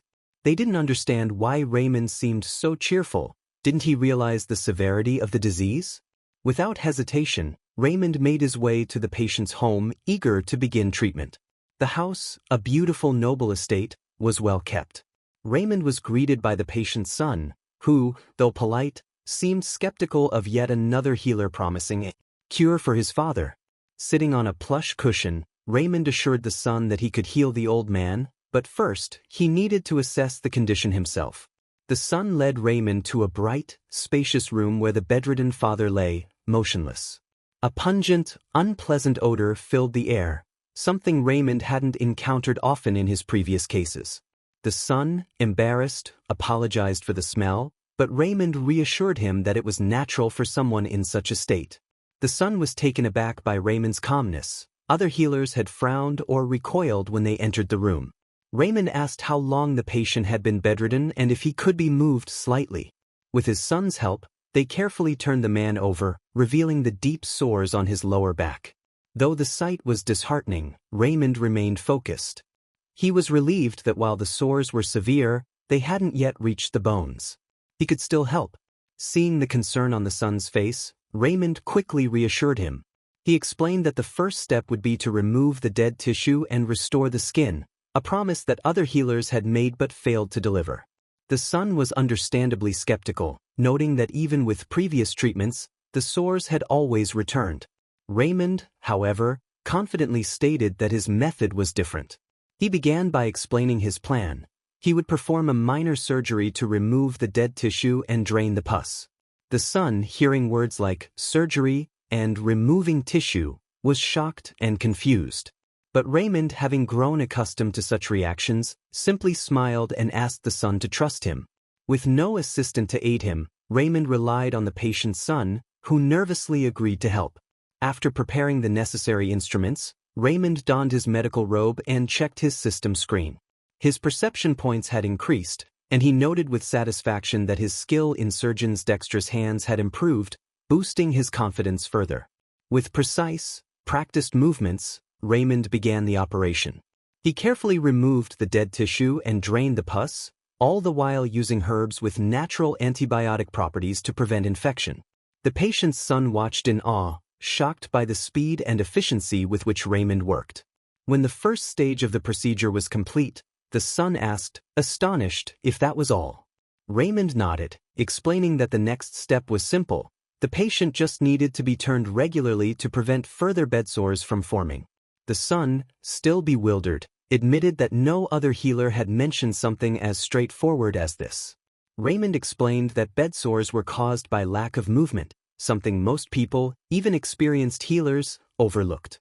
Though confident in his approach, Raymond wasn't entirely satisfied with the patient's overall condition. He instructed the son to stay vigilant and watch his father closely until he recovered. The son, grateful and overwhelmed, showered Raymond with praise, amazed at how quickly the healer had tackled a problem that others had deemed incurable. Raymond diligently tended to the old man, visiting every day to adjust his position and change his medications. Thanks to Raymond's persistent care, the old man's condition gradually improved until he was even able to sit up. The patient and his son were beyond grateful, unable to stop thanking Raymond for his efforts. The son, overwhelmed with emotion, even fell to his knees, expressing his deep gratitude, explaining that they couldn't afford a higher-ranked healer and had almost resigned to the fact that the father would soon die. But now, thanks to Raymond, his father was recovering. Raymond, humble as always, insisted that he was just doing his duty, but the joy of seeing his patient recover gave him a boost of confidence. As the old man slowly began to walk again, Raymond advised him to keep moving so that the bed sores wouldn't reappear. Meanwhile, back at the Healing Tower's Houston branch, the news of Raymond's success spread quickly, much to the fury of Count Harrison. The Count, enraged beyond belief, couldn't fathom how Raymond had managed to cure the old man's ulcers.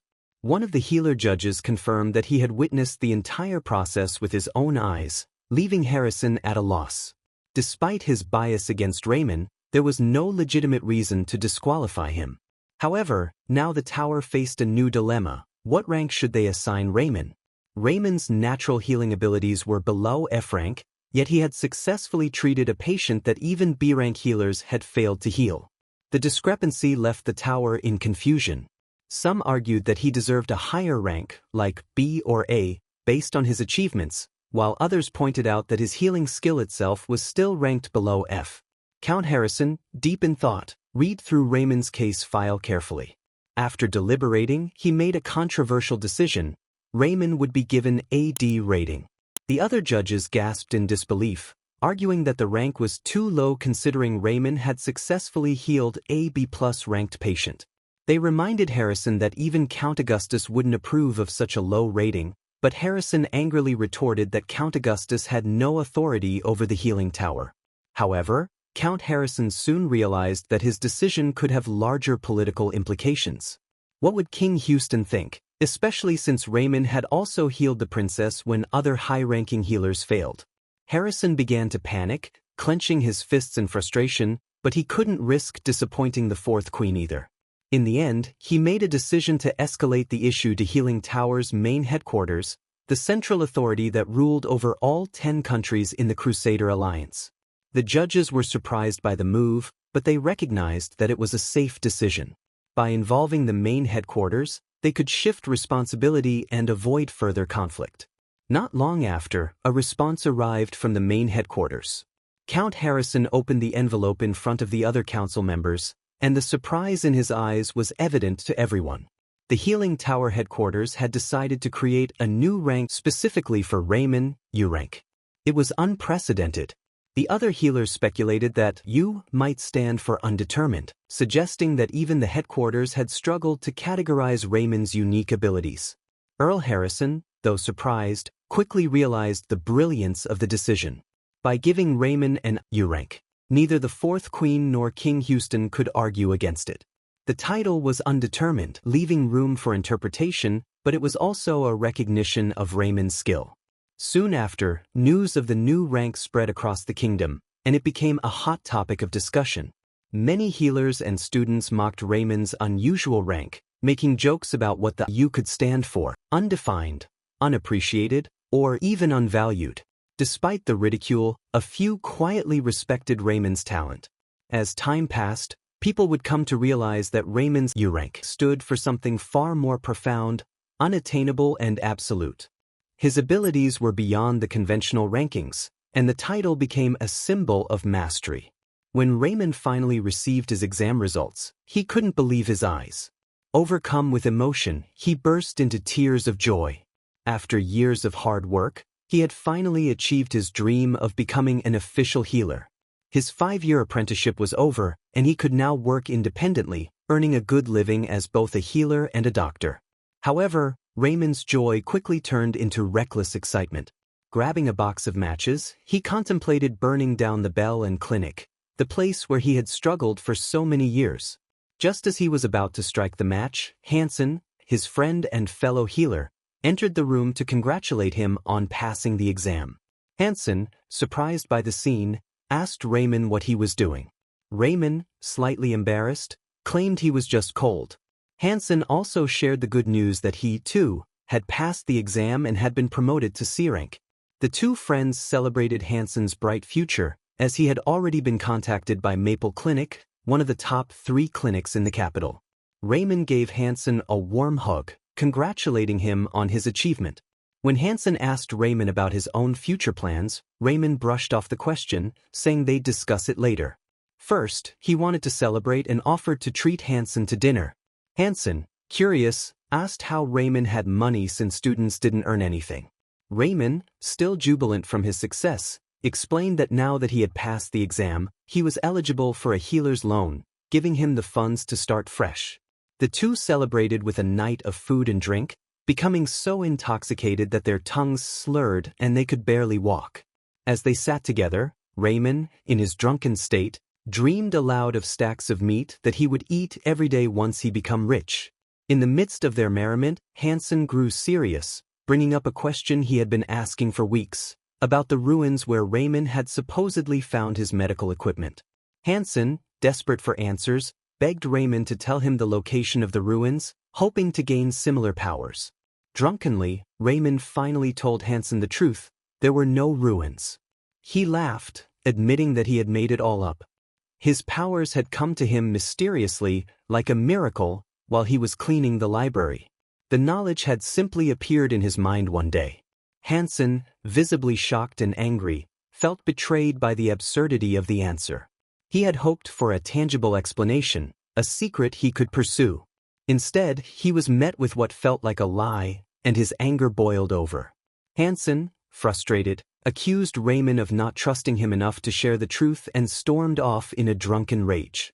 He couldn't stand the idea that Raymond was hiding something from him. Later, while working at Maple Clinic, Hansen overheard his fellow healers discussing Raymond. They mentioned that Raymond had been offered a position at Raoul Clinic, the most prestigious clinic in the capital. Hansen, still nursing his grudge, was caught off guard when he heard that Raymond had turned down the offer. This baffled him, as such a prestigious opportunity rarely came knocking. Furious, Hansen decided to confront Raymond directly. Bursting into Raymond's room, Hansen found him asleep. Shaking him awake, Hansen began yelling, demanding to know why Raymond had turned down the offer from Raoul Clinic, which was bigger and better than Maple Clinic. Raymond, half asleep, explained that he had a different plan. He was going to open his own clinic. Hansen was stunned. Raymond had just passed his exam, and now he was rushing to open a clinic without any prior experience. Concerned, Hansen tried to reason with him, suggesting he gain experience at an established clinic first. But Raymond remained resolute. It had always been his dream to open his own clinic once he became a licensed healer. Raymond explained that his class rank as a resident novice required him to treat as many patients as possible to advance. If he worked at an established clinic, senior healers would push him aside, depriving him of opportunities to practice his skills. Therefore, he needed to be independent. Hansen then asked where Raymond intended to open his clinic, knowing that most neighborhoods were already dominated by established healers. Raymond revealed that he planned to open his clinic in the Bay Area, a poor and lawless neighborhood. Hansen was shocked and tried to dissuade him, insisting that it was a place where he couldn't possibly make money. But Raymond was more interested in gaining experience and was confident that many people in the Bay Area would need his help. Meanwhile, the Kingdom of Houston was abuzz with tension among the royal family. Prince Liberton, the third prince, had been observing Raymond's career closely, especially since Raymond had turned down the Raoul Clinic offer, an opportunity Liberton had orchestrated as a reward for Raymond saving Count Augustus's son. Liberton had hoped that Raymond would gain enough experience to eventually join his service, but now Raymond's rejection was a personal affront. Liberton's spies informed him that Raymond was opening a clinic in the Bay Area, shocking the prince. The Bay Area was a slum formed after Houston's wars with the Drun Kingdom, where displaced people had been relocated. Over a century, it had deteriorated into a dangerous, crime-ridden zone. Liberton, along with his brothers, had tried multiple times to stabilize the neighborhood, but all had failed. The king himself had once offered a reward to any of his sons who could bring peace to the Bay Area, but none succeeded. At the Bellin Clinic, where Raymond had been working, gossip spread about Raymond's bold move. The other healers mocked him, saying that a poor neighborhood like the Bay Area was exactly where an illegitimate child like Raymond belonged. However, Raymond remained determined, packing his things and preparing to leave. The patients at the clinic, who had grown fond of him, begged him to stay. One woman even grabbed his arm, worried about his safety in the Bay Area. Raymond, laughing, assured them that when he became rich and powerful, he'd be waiting for them to visit his new clinic. Just as Raymond was about to leave, Hansen caught up with him, holding a letter. Raymond, surprised, saw that the letter was from Princess Sophia. Upon reading the letter, Raymond realized that the princess was pleading with him not to go to the Bay Area. Hansen, having also read the letter, tried once again to convince Raymond to reconsider. He argued that Raymond could gain experience in safer places and reminded him of the dangers lurking in the Bay. But Raymond revealed something that shocked his friend. He had grown up in the Bay Area. Hansen was taken aback, having always believed that Raymond had lived in the royal palace after being taken in by nobility. Raymond clarified that while everyone knew he had lived in the slums before moving to the palace, few knew that he had been much happier in the Bay Area than in the palace. He confessed that it had always been his dream to open a clinic there, and he asked Hansen not to worry. He was familiar with the area and would be careful. Hansen, moved by Raymond's determination, felt a surge of both admiration and frustration. In a moment of impulsive anger, Hansen made a surprising offer. He would go with Raymond. Despite having accepted the position at Maple Clinic, Hansen felt more loyalty toward Raymond than to his new job. He admitted that he didn't like Maple Clinic very much anyway, as it was too focused on money and profit over healing people. Raymond genuinely cares for his patients, unlike many other healers. His dedication to healing makes him a figure of admiration for his friend Hansen, who continues to plead with Raymond to let him work alongside him. Hansen, however, has one small, yet nerve-wracking request. He wants Raymond to teach him his unique medical technique. Raymond is taken aback by this request. He questions Hansen, unsure if he's serious, but seeing Hansen's intense determination, Raymond realizes it's no joke.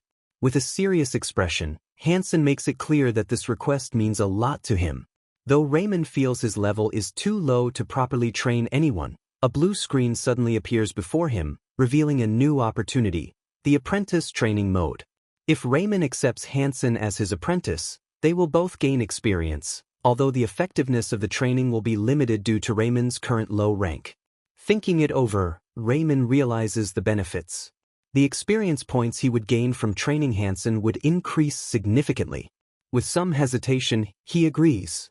Hansen, overwhelmed with joy, bows before Raymond, thanking him repeatedly for the opportunity.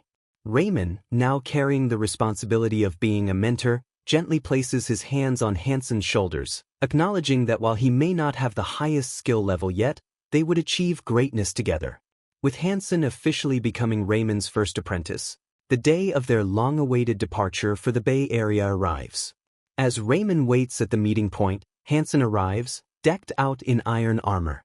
Seeing Raymond's bewildered expression, Hansen explains that the Bay Area is dangerous, so they need protection.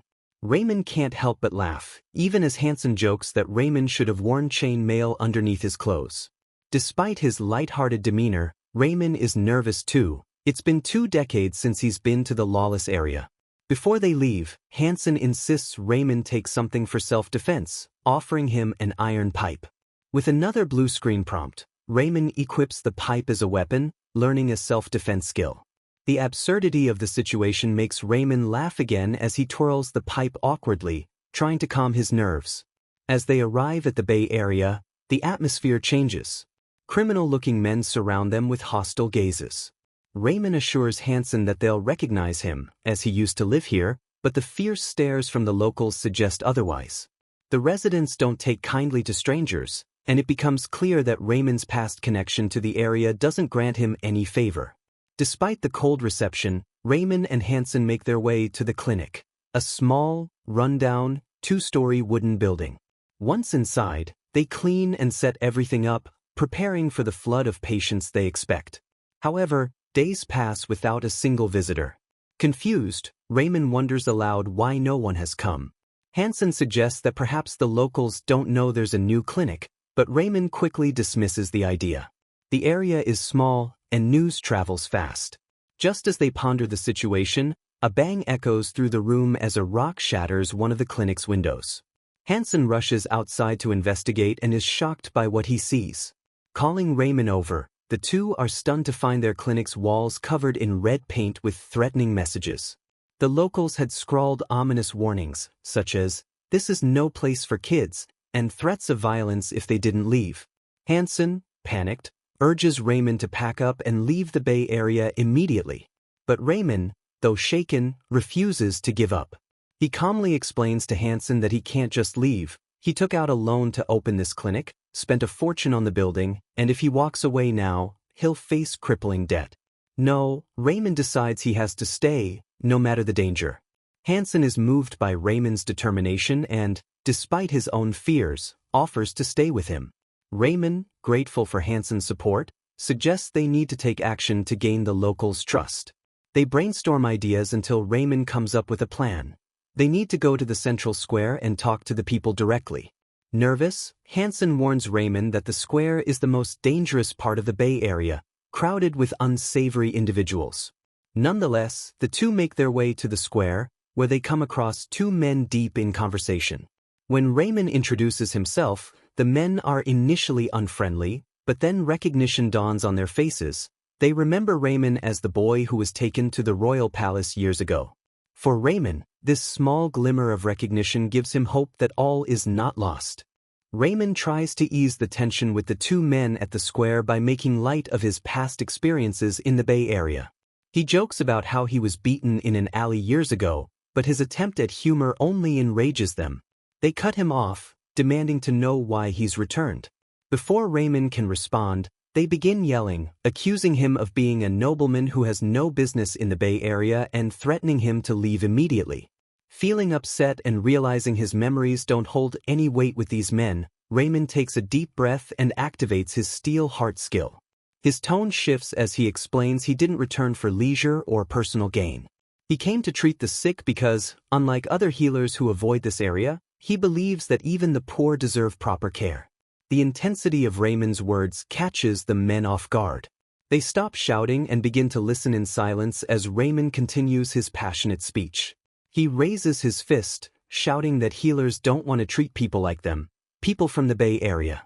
He recalls that his own mother died here because no one cared enough to treat her, a revelation that shocks even Hansen, who never knew the true reason for Raymond's return.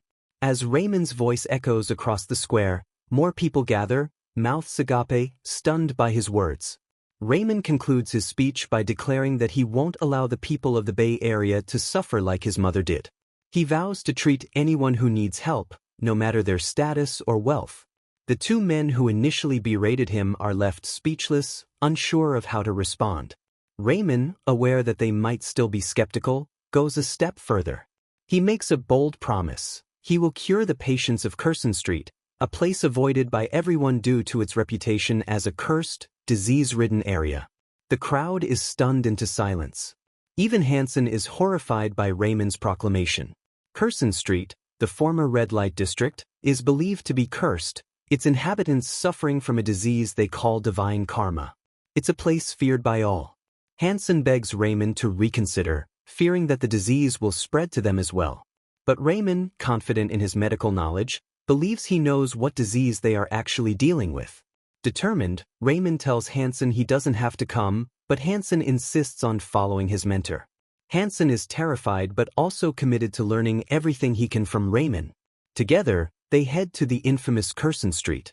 Upon reaching the first house, a woman answers the door, her body fully covered by clothing. Her face is barely visible through a thin, translucent shawl. When Raymond introduces himself as a healer, she laughs mockingly, thinking his attempt to cure her and the others is absurd. She sarcastically agrees to let him try and slowly removes her shawl, revealing her skin, which is covered in red and black spots. Hansen is horrified, immediately assuming it's an infection caused by the so-called divine karma. However, Raymond remains calm and asks the woman for permission to examine her. Shocked by his fearlessness, the woman agrees, and Raymond carefully inspects her skin. His suspicions grow stronger as he notices the distinct sores associated with a specific illness.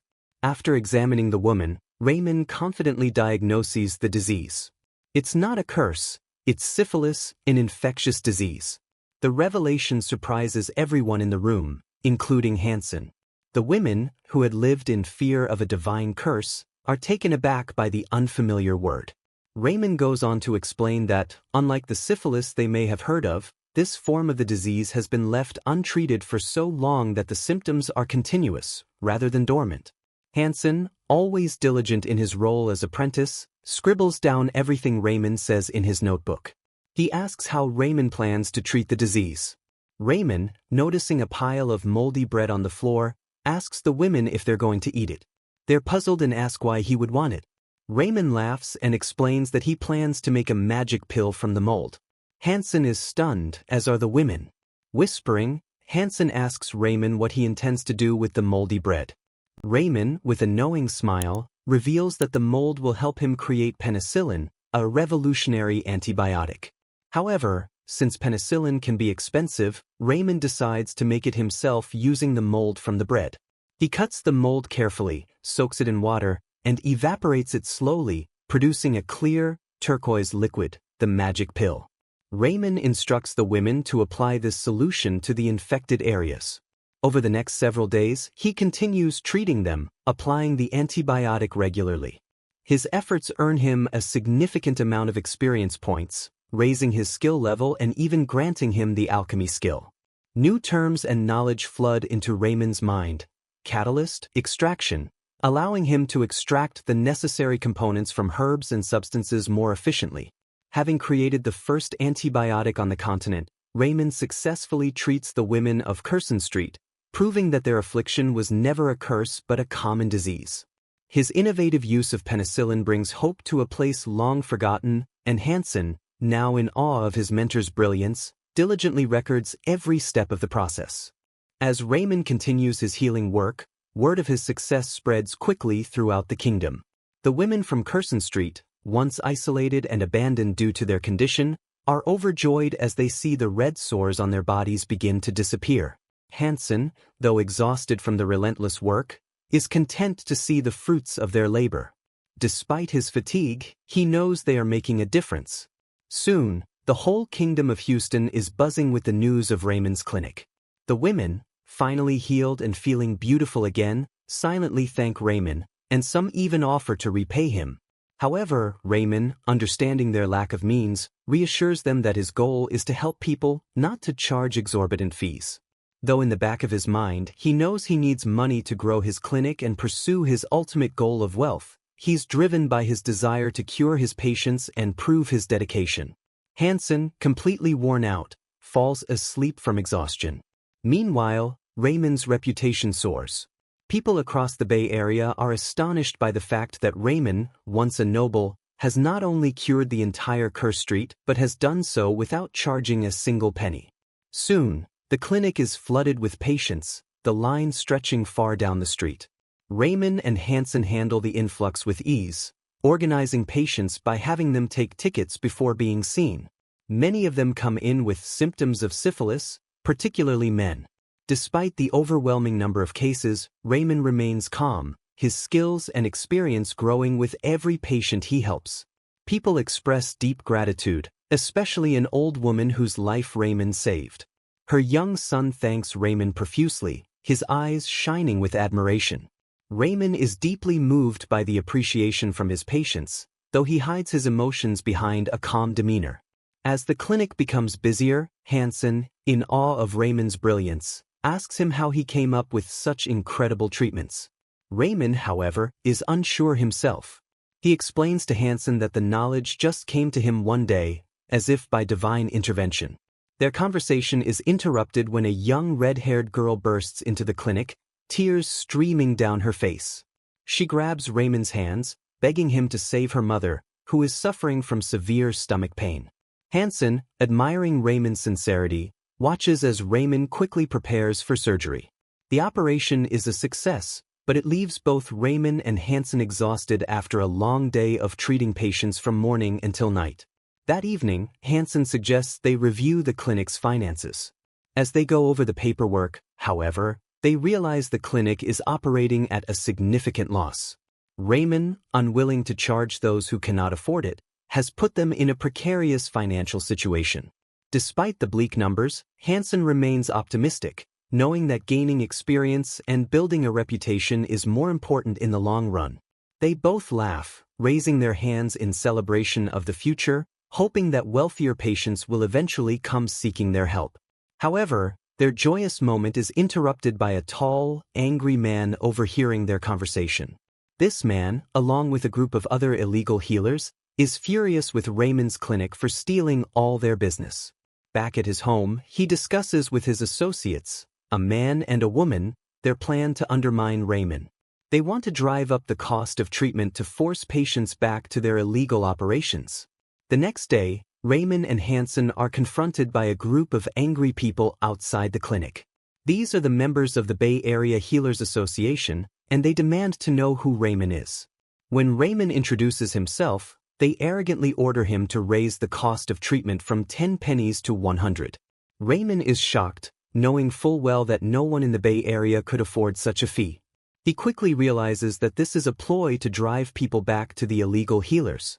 The head of the illegal healers sneers, showing no concern for the welfare of the people. They openly mock Raymond, saying that those who can't afford treatment should just die elsewhere. The rage that Raymond feels at this moment is palpable, and he recalls the memory of his mother dying due to a lack of proper medical care. His heart aches, and he becomes furious at the realization that these very people are responsible for the suffering in the Bay Area. In a show of strength, Raymond adopts a commanding presence and speaks with authority, reminding the illegal healers that they are speaking to a nobleman. The illegal healers laugh, claiming they have the support of Count Augustus. However, Raymond counters by reminding them that Count Augustus himself would not tolerate any harm done to a nobleman like him. Sensing that Raymond might actually have the upper hand, the illegal healers grow uneasy. Not wanting to provoke the wrath of Count Augustus, they reluctantly decide to back down for now. After the illegal healers left, Raymond confided in Hansen, expressing surprise at how assertively he had dealt with the criminals. He knew these thugs only bullied the weak, and despite the trouble, he apologized to the patients waiting outside. Meanwhile, the illegals retreated to their luxurious hideout to plot their next move. There we get to know Langs, the disgraced former chief healer of the Bellin Clinic. Langs was involved in this. Langs, bitter about his fall from grace, was determined to ruin Raymond, whom he blamed for his downfall. Langs devised a plan to tarnish Raymond's reputation by spreading rumors that Raymond was a fraud who used the poor as test subjects. Though one of the illegals wondered how they could pull it off, given that Raymond had successfully treated many people, Langs proposed bribing patients to speak ill of him. However, when one of the illegals attempted to bribe the residents, he was met with stoning and returned battered.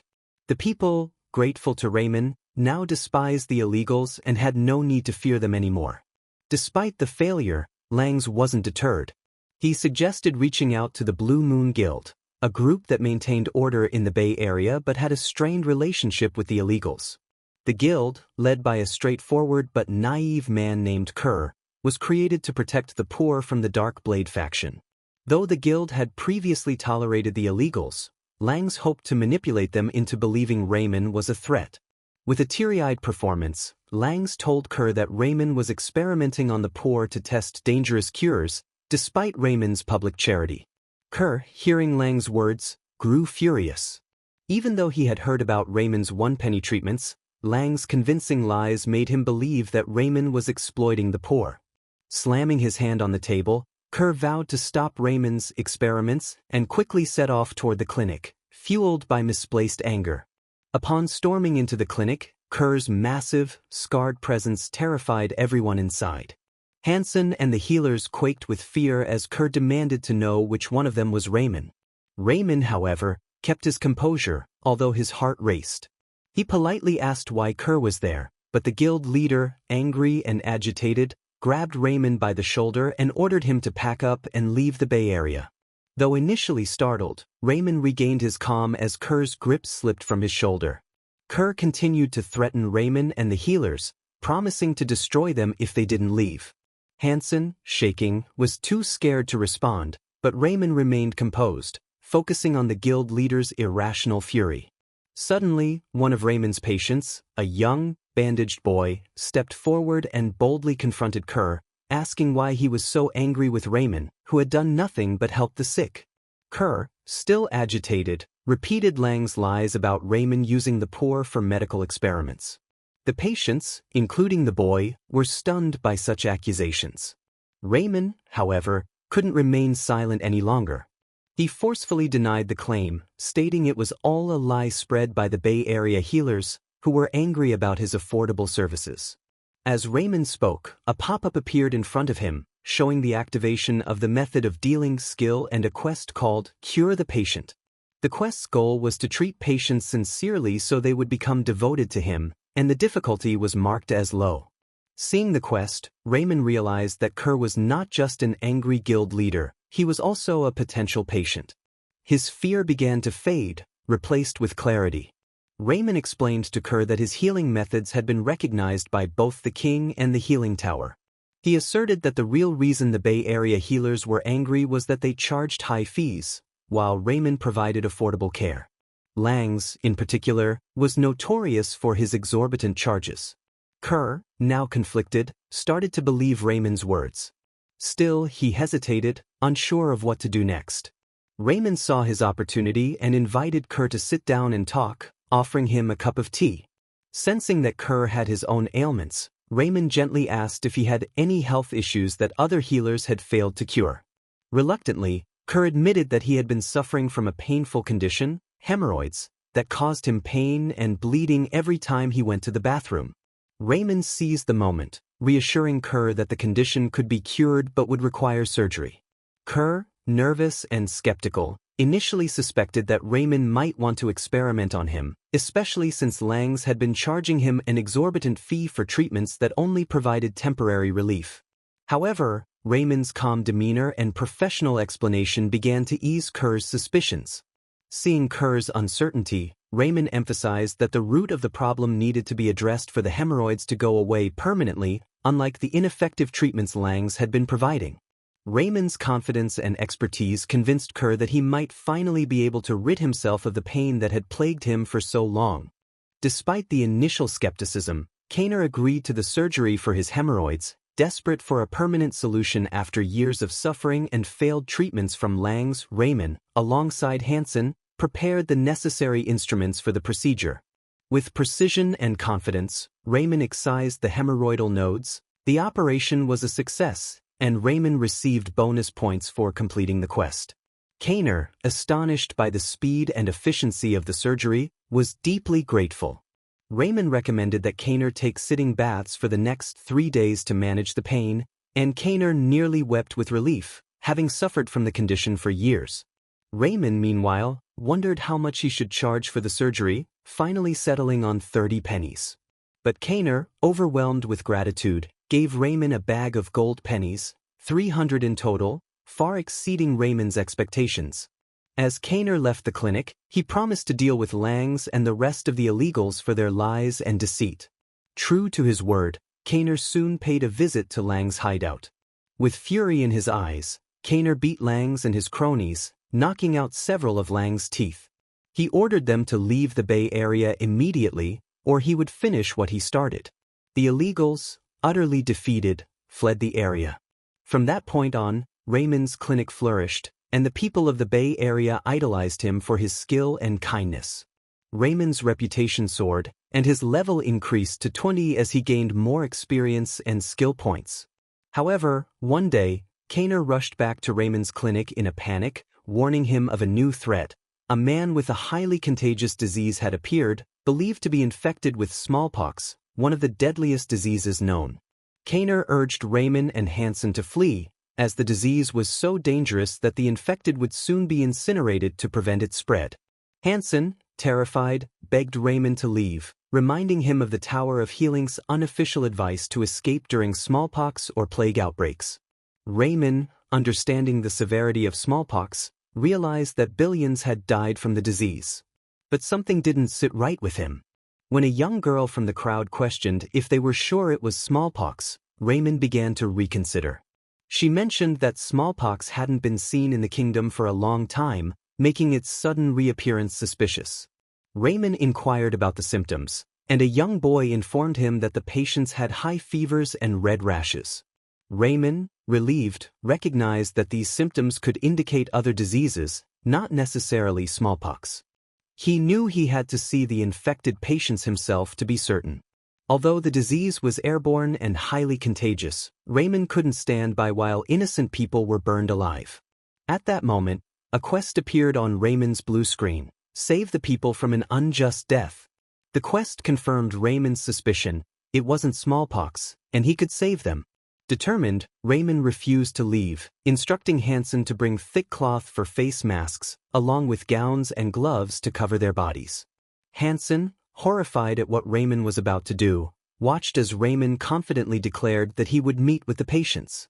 Armed with protective gear, including a mask and hazmat suit, Raymond and Hansen headed to the building where the infected were held. As they approached, they were met by a crowd of villagers with torches, ready to burn the building and everyone inside. Raymond, removing his hood, introduced himself as Healer Raymond, and asked them to hold off on their actions. The villagers, shocked by his presence, explained that they believed the family inside was infected with smallpox and had to be burned. But Raymond questioned how they identified the disease without a healer, and the villagers hesitated, admitting that the high fever and rash seemed like smallpox. Raymond explained that other diseases could present with similar symptoms and asked for a chance to confirm the diagnosis. Though the villagers were horrified, Raymond reassured them that he knew how to protect himself. He activated his shield magic, creating a temporary barrier to prevent any airborne infection from reaching him. Although he knew the magic wouldn't last long, his protective gear would be enough to keep him safe. With his shield in place and his protective suit on, Raymond approached the building. The crowd watched in stunned silence, as if they were witnessing his final moments. Even Hansen was astonished to learn that Raymond possessed shield magic. Once inside, Raymond found a woman and her 3 children, all crying and visibly ill. Introducing himself as a healer, Raymond promised to help them determine what disease they were suffering from. But the first thing the woman asked was whether he was the prince. It wasn't the first time Raymond had been referred to as prince, but once again he corrected them, insisting that he was a healer, not royalty. As the children rushed to hug him, Raymond carefully began examining their symptoms. After a thorough evaluation, he realized that while the rash was similar to smallpox, there were subtle differences that confirmed it was not the deadly disease they feared. Raymond quickly reassured the children's mother, explaining that the disease they had was actually chickenpox, not the feared reaper of death, smallpox. The mother was overjoyed by the news, and Raymond advised her that the children would recover naturally as long as they didn't touch the rash. Raymond then stepped outside to inform the gathered villagers that the disease wasn't dangerous and there was no need for drastic measures. Days later, the children had fully recovered, and their mother expressed her immense gratitude to Raymond, recognizing that without his intervention, her family would have been burned alive. The villagers, too, realized the gravity of Raymond's actions and approached him with deep appreciation. Some of the men who had held torches that fateful night thanked Raymond for stopping them from making a fatal mistake. Raymond's reputation in the Bay Area soared, and he leveled up, earning bonus points for completing the quest. He was now well known and respected among the residents, who were grateful to live in peace thanks to him. Meanwhile, in the Kingdom of Houston, the red-haired healer at the Tower of Healing conversed with King Odin. With tensions rising between their kingdom and Dayton, the healer suggested wiping out the Bay Area, fearing it could become a problem during the upcoming war. Prince Limon had even supported this idea. However, King Odin hesitated, not wanting to destroy an entire neighborhood of his own citizens without proper justification. Back at Raymond's clinic, the smell of roasting meat filled the air. Hansen, standing by the stove, was preparing a feast. Meat and vegetables gifted by the mother of the children Raymond had cured of chickenpox.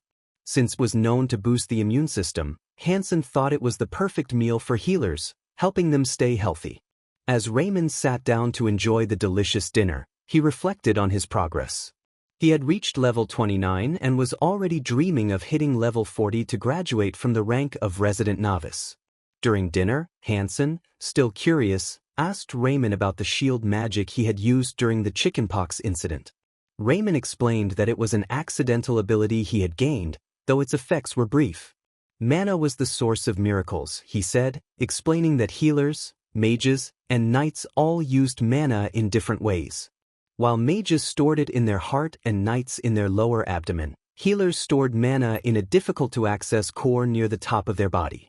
Despite his efforts, Raymond knew his mana reserves were minimal, and no matter how much he tried, his healing abilities would never exceed certain limitations. Their conversation was interrupted by a sudden scream for help. A woman had rushed to the clinic, desperate for assistance. Her husband had fallen from a roof and couldn't breathe. Raymond and Hansen jumped to action, with Raymond instructing Hansen to start performing CPR on the patient.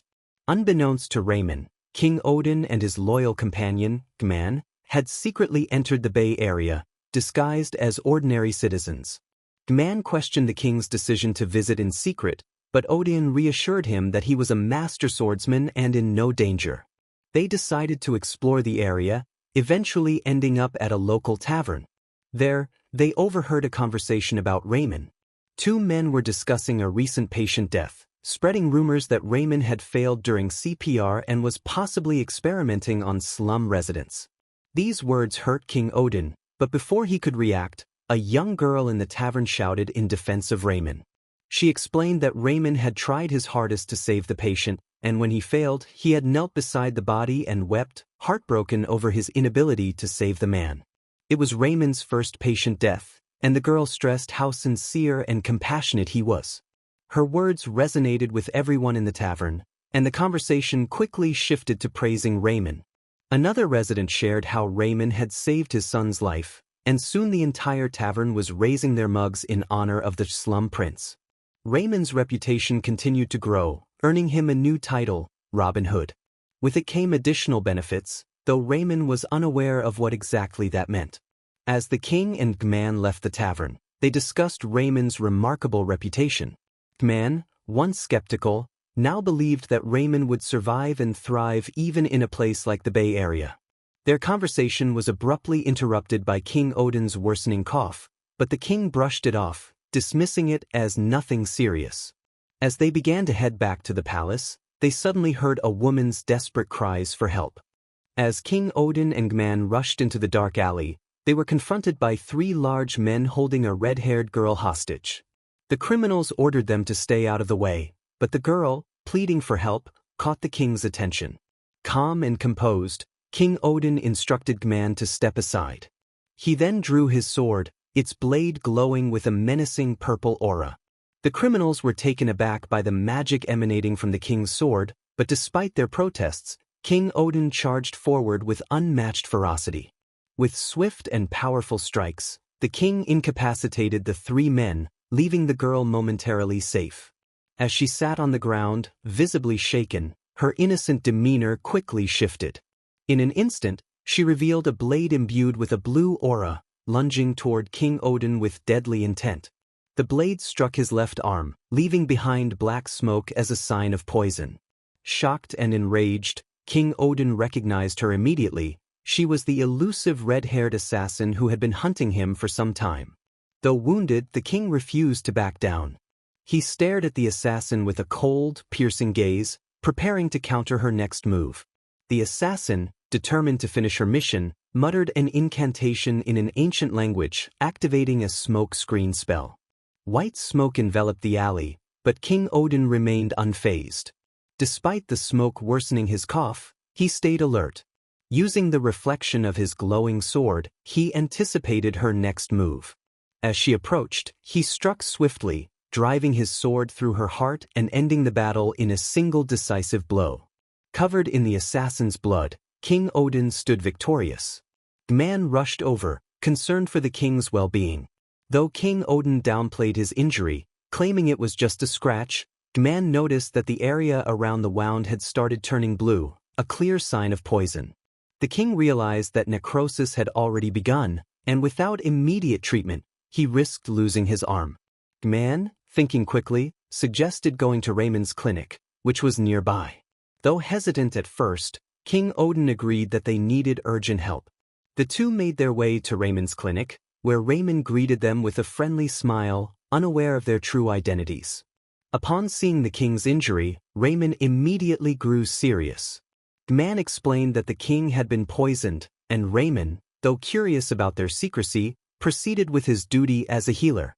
Examining the wound, Raymond realized that the poison was a deadly mix of hemotoxin and neurotoxin, likely derived from the venom of the three white snakes mixed with alpine rose. This specific combination required a special antidote, which Raymond had on hand, but he warned that it might not be fully effective due to the enhanced nature of the poison. To maximize the antidote's effectiveness, Raymond suggested a method that shocked Gman, injecting the antidote directly into the king's vein using a syringe. On the continent of Lapon, syringes were virtually unknown, and Gman was appalled by the suggestion. He angrily demanded that Raymond reveal his true intentions, accusing him of being untrustworthy. King Odin, recalling the rumors he overheard at the tavern about Raymond experimenting on patients, asked if it was true that someone had recently died in his clinic. The question hit Raymond hard, but he maintained his composure, explaining that the death had deeply affected him, and he had done everything he could to save the patient. Raymond's skill, steel heart, activated, calming his nerves and allowing him to face the situation confidently. Despite Gman's continued protests, King Odin decided to trust Raymond, especially after Raymond swore on his family name that there was no other way to heal the poison. Touched by the sincerity of Raymond's words, the king agreed to the treatment. Raymond, now fully in control, donned a pair of white gloves and prepared the antidote. As he drew the liquid into the syringe, he explained the procedure to King Odin, reassuring him that the pain would be minimal. With careful precision, Raymond injected the antidote into the king's arm. Gman, anxious, watched closely, ready to intervene if anything went wrong. At first, King Odin felt a strange sensation coursing through his body, and for a moment he staggered. Raymond, too, was nervous. This was the first time he had used a syringe for this type of treatment. But to everyone's relief, the king soon regained his composure, reporting that the dizziness and headache were gone. While not fully healed, he felt a significant improvement. After the antidote was administered, King Odin noticed something unusual. The treatment had worked much faster than expected. Normally, such remedies took time to take effect, but under healer Raymond's care, the results were almost instantaneous. Raymond, pleased with the success of his procedure, explained that the wound would heal naturally from this point forward, putting the king's worries to rest. King Odin realized that if he hadn't sought out Raymond's help, he might have lost his arm forever. It was the second time Raymond had assisted the royal family, and this fact was not lost on the king. As they discussed the treatment, Raymond's apprentice, Hansen, appeared, concerned that he had missed the commotion. King Odin, grateful for Raymond's help, offered a reward. However, Raymond, without hesitation, asked only for the payment due for his services, not feeling the need to place the king in debt. Gman, astounded by Raymond's humility, emphasized that they were powerful people, and Raymond could request anything he desired. But Raymond stood firm, explaining that a small fee would suffice. Gman was struck by Raymond's purity, seeing that he was genuinely more interested in helping others than in wealth. When King Odin inquired about the cost of the treatment, Raymond casually stated that it would be 500 pennies, the highest rate he had ever charged for his services. King Odin, with a fierce gaze, questioned the amount, as Hansen quietly informed him that such a sum was enough to support a commoner for half a year. Yet Raymond remained confident, reiterating that 500 pennies was a fair price for the treatment. The king and Gman, however, thought differently. In their world, S-Rank healers charged at least 15,000 pennies for such services. Gman now understood why Raymond was so beloved in the Bay Area. He treated patients without overcharging. King Odin, intrigued by Raymond's values, asked why a healer of his skill would subject himself to such hardship. Raymond simply laughed, explaining that it was all for a greater purpose, to serve his patients. The king, surprised by this selfless mindset, was moved by Raymond's dedication to healing. Though King Odin appreciated Raymond's humility, he had no money on hand to pay the healer. Instead, he handed Raymond a valuable ring, instructing him to sell it to cover the cost. Raymond, thrilled by the sight of the ring, immediately saw its worth. As he examined it, Hansen pointed out that the gemstone was a mermaid's tear, worth more than 10,000 pennies. Overwhelmed by the generosity, Raymond could hardly believe his luck. As they were leaving, King Odin turned to Raymond and, with a sly smile, remarked that the ring wasn't enough to cover the full cost of what Raymond had done for him. Raymond, confused, tried to ask the king what he meant, but Odin simply promised that he would return to see how the clinic had evolved. Raymond and Hansen, bewildered by the statement, stood in silence as the royal party departed. Gman, however, had an inkling of the king's intentions. He was curious to see how his son, Raymond, would continue to grow and improve his clinic. Outside, King Odin turned to Gman and, now that his arm was healing, refocused on a more pressing issue, the assassination attempt. He instructed Gman to find the informant in the palace, as it was clear someone inside had plotted against him.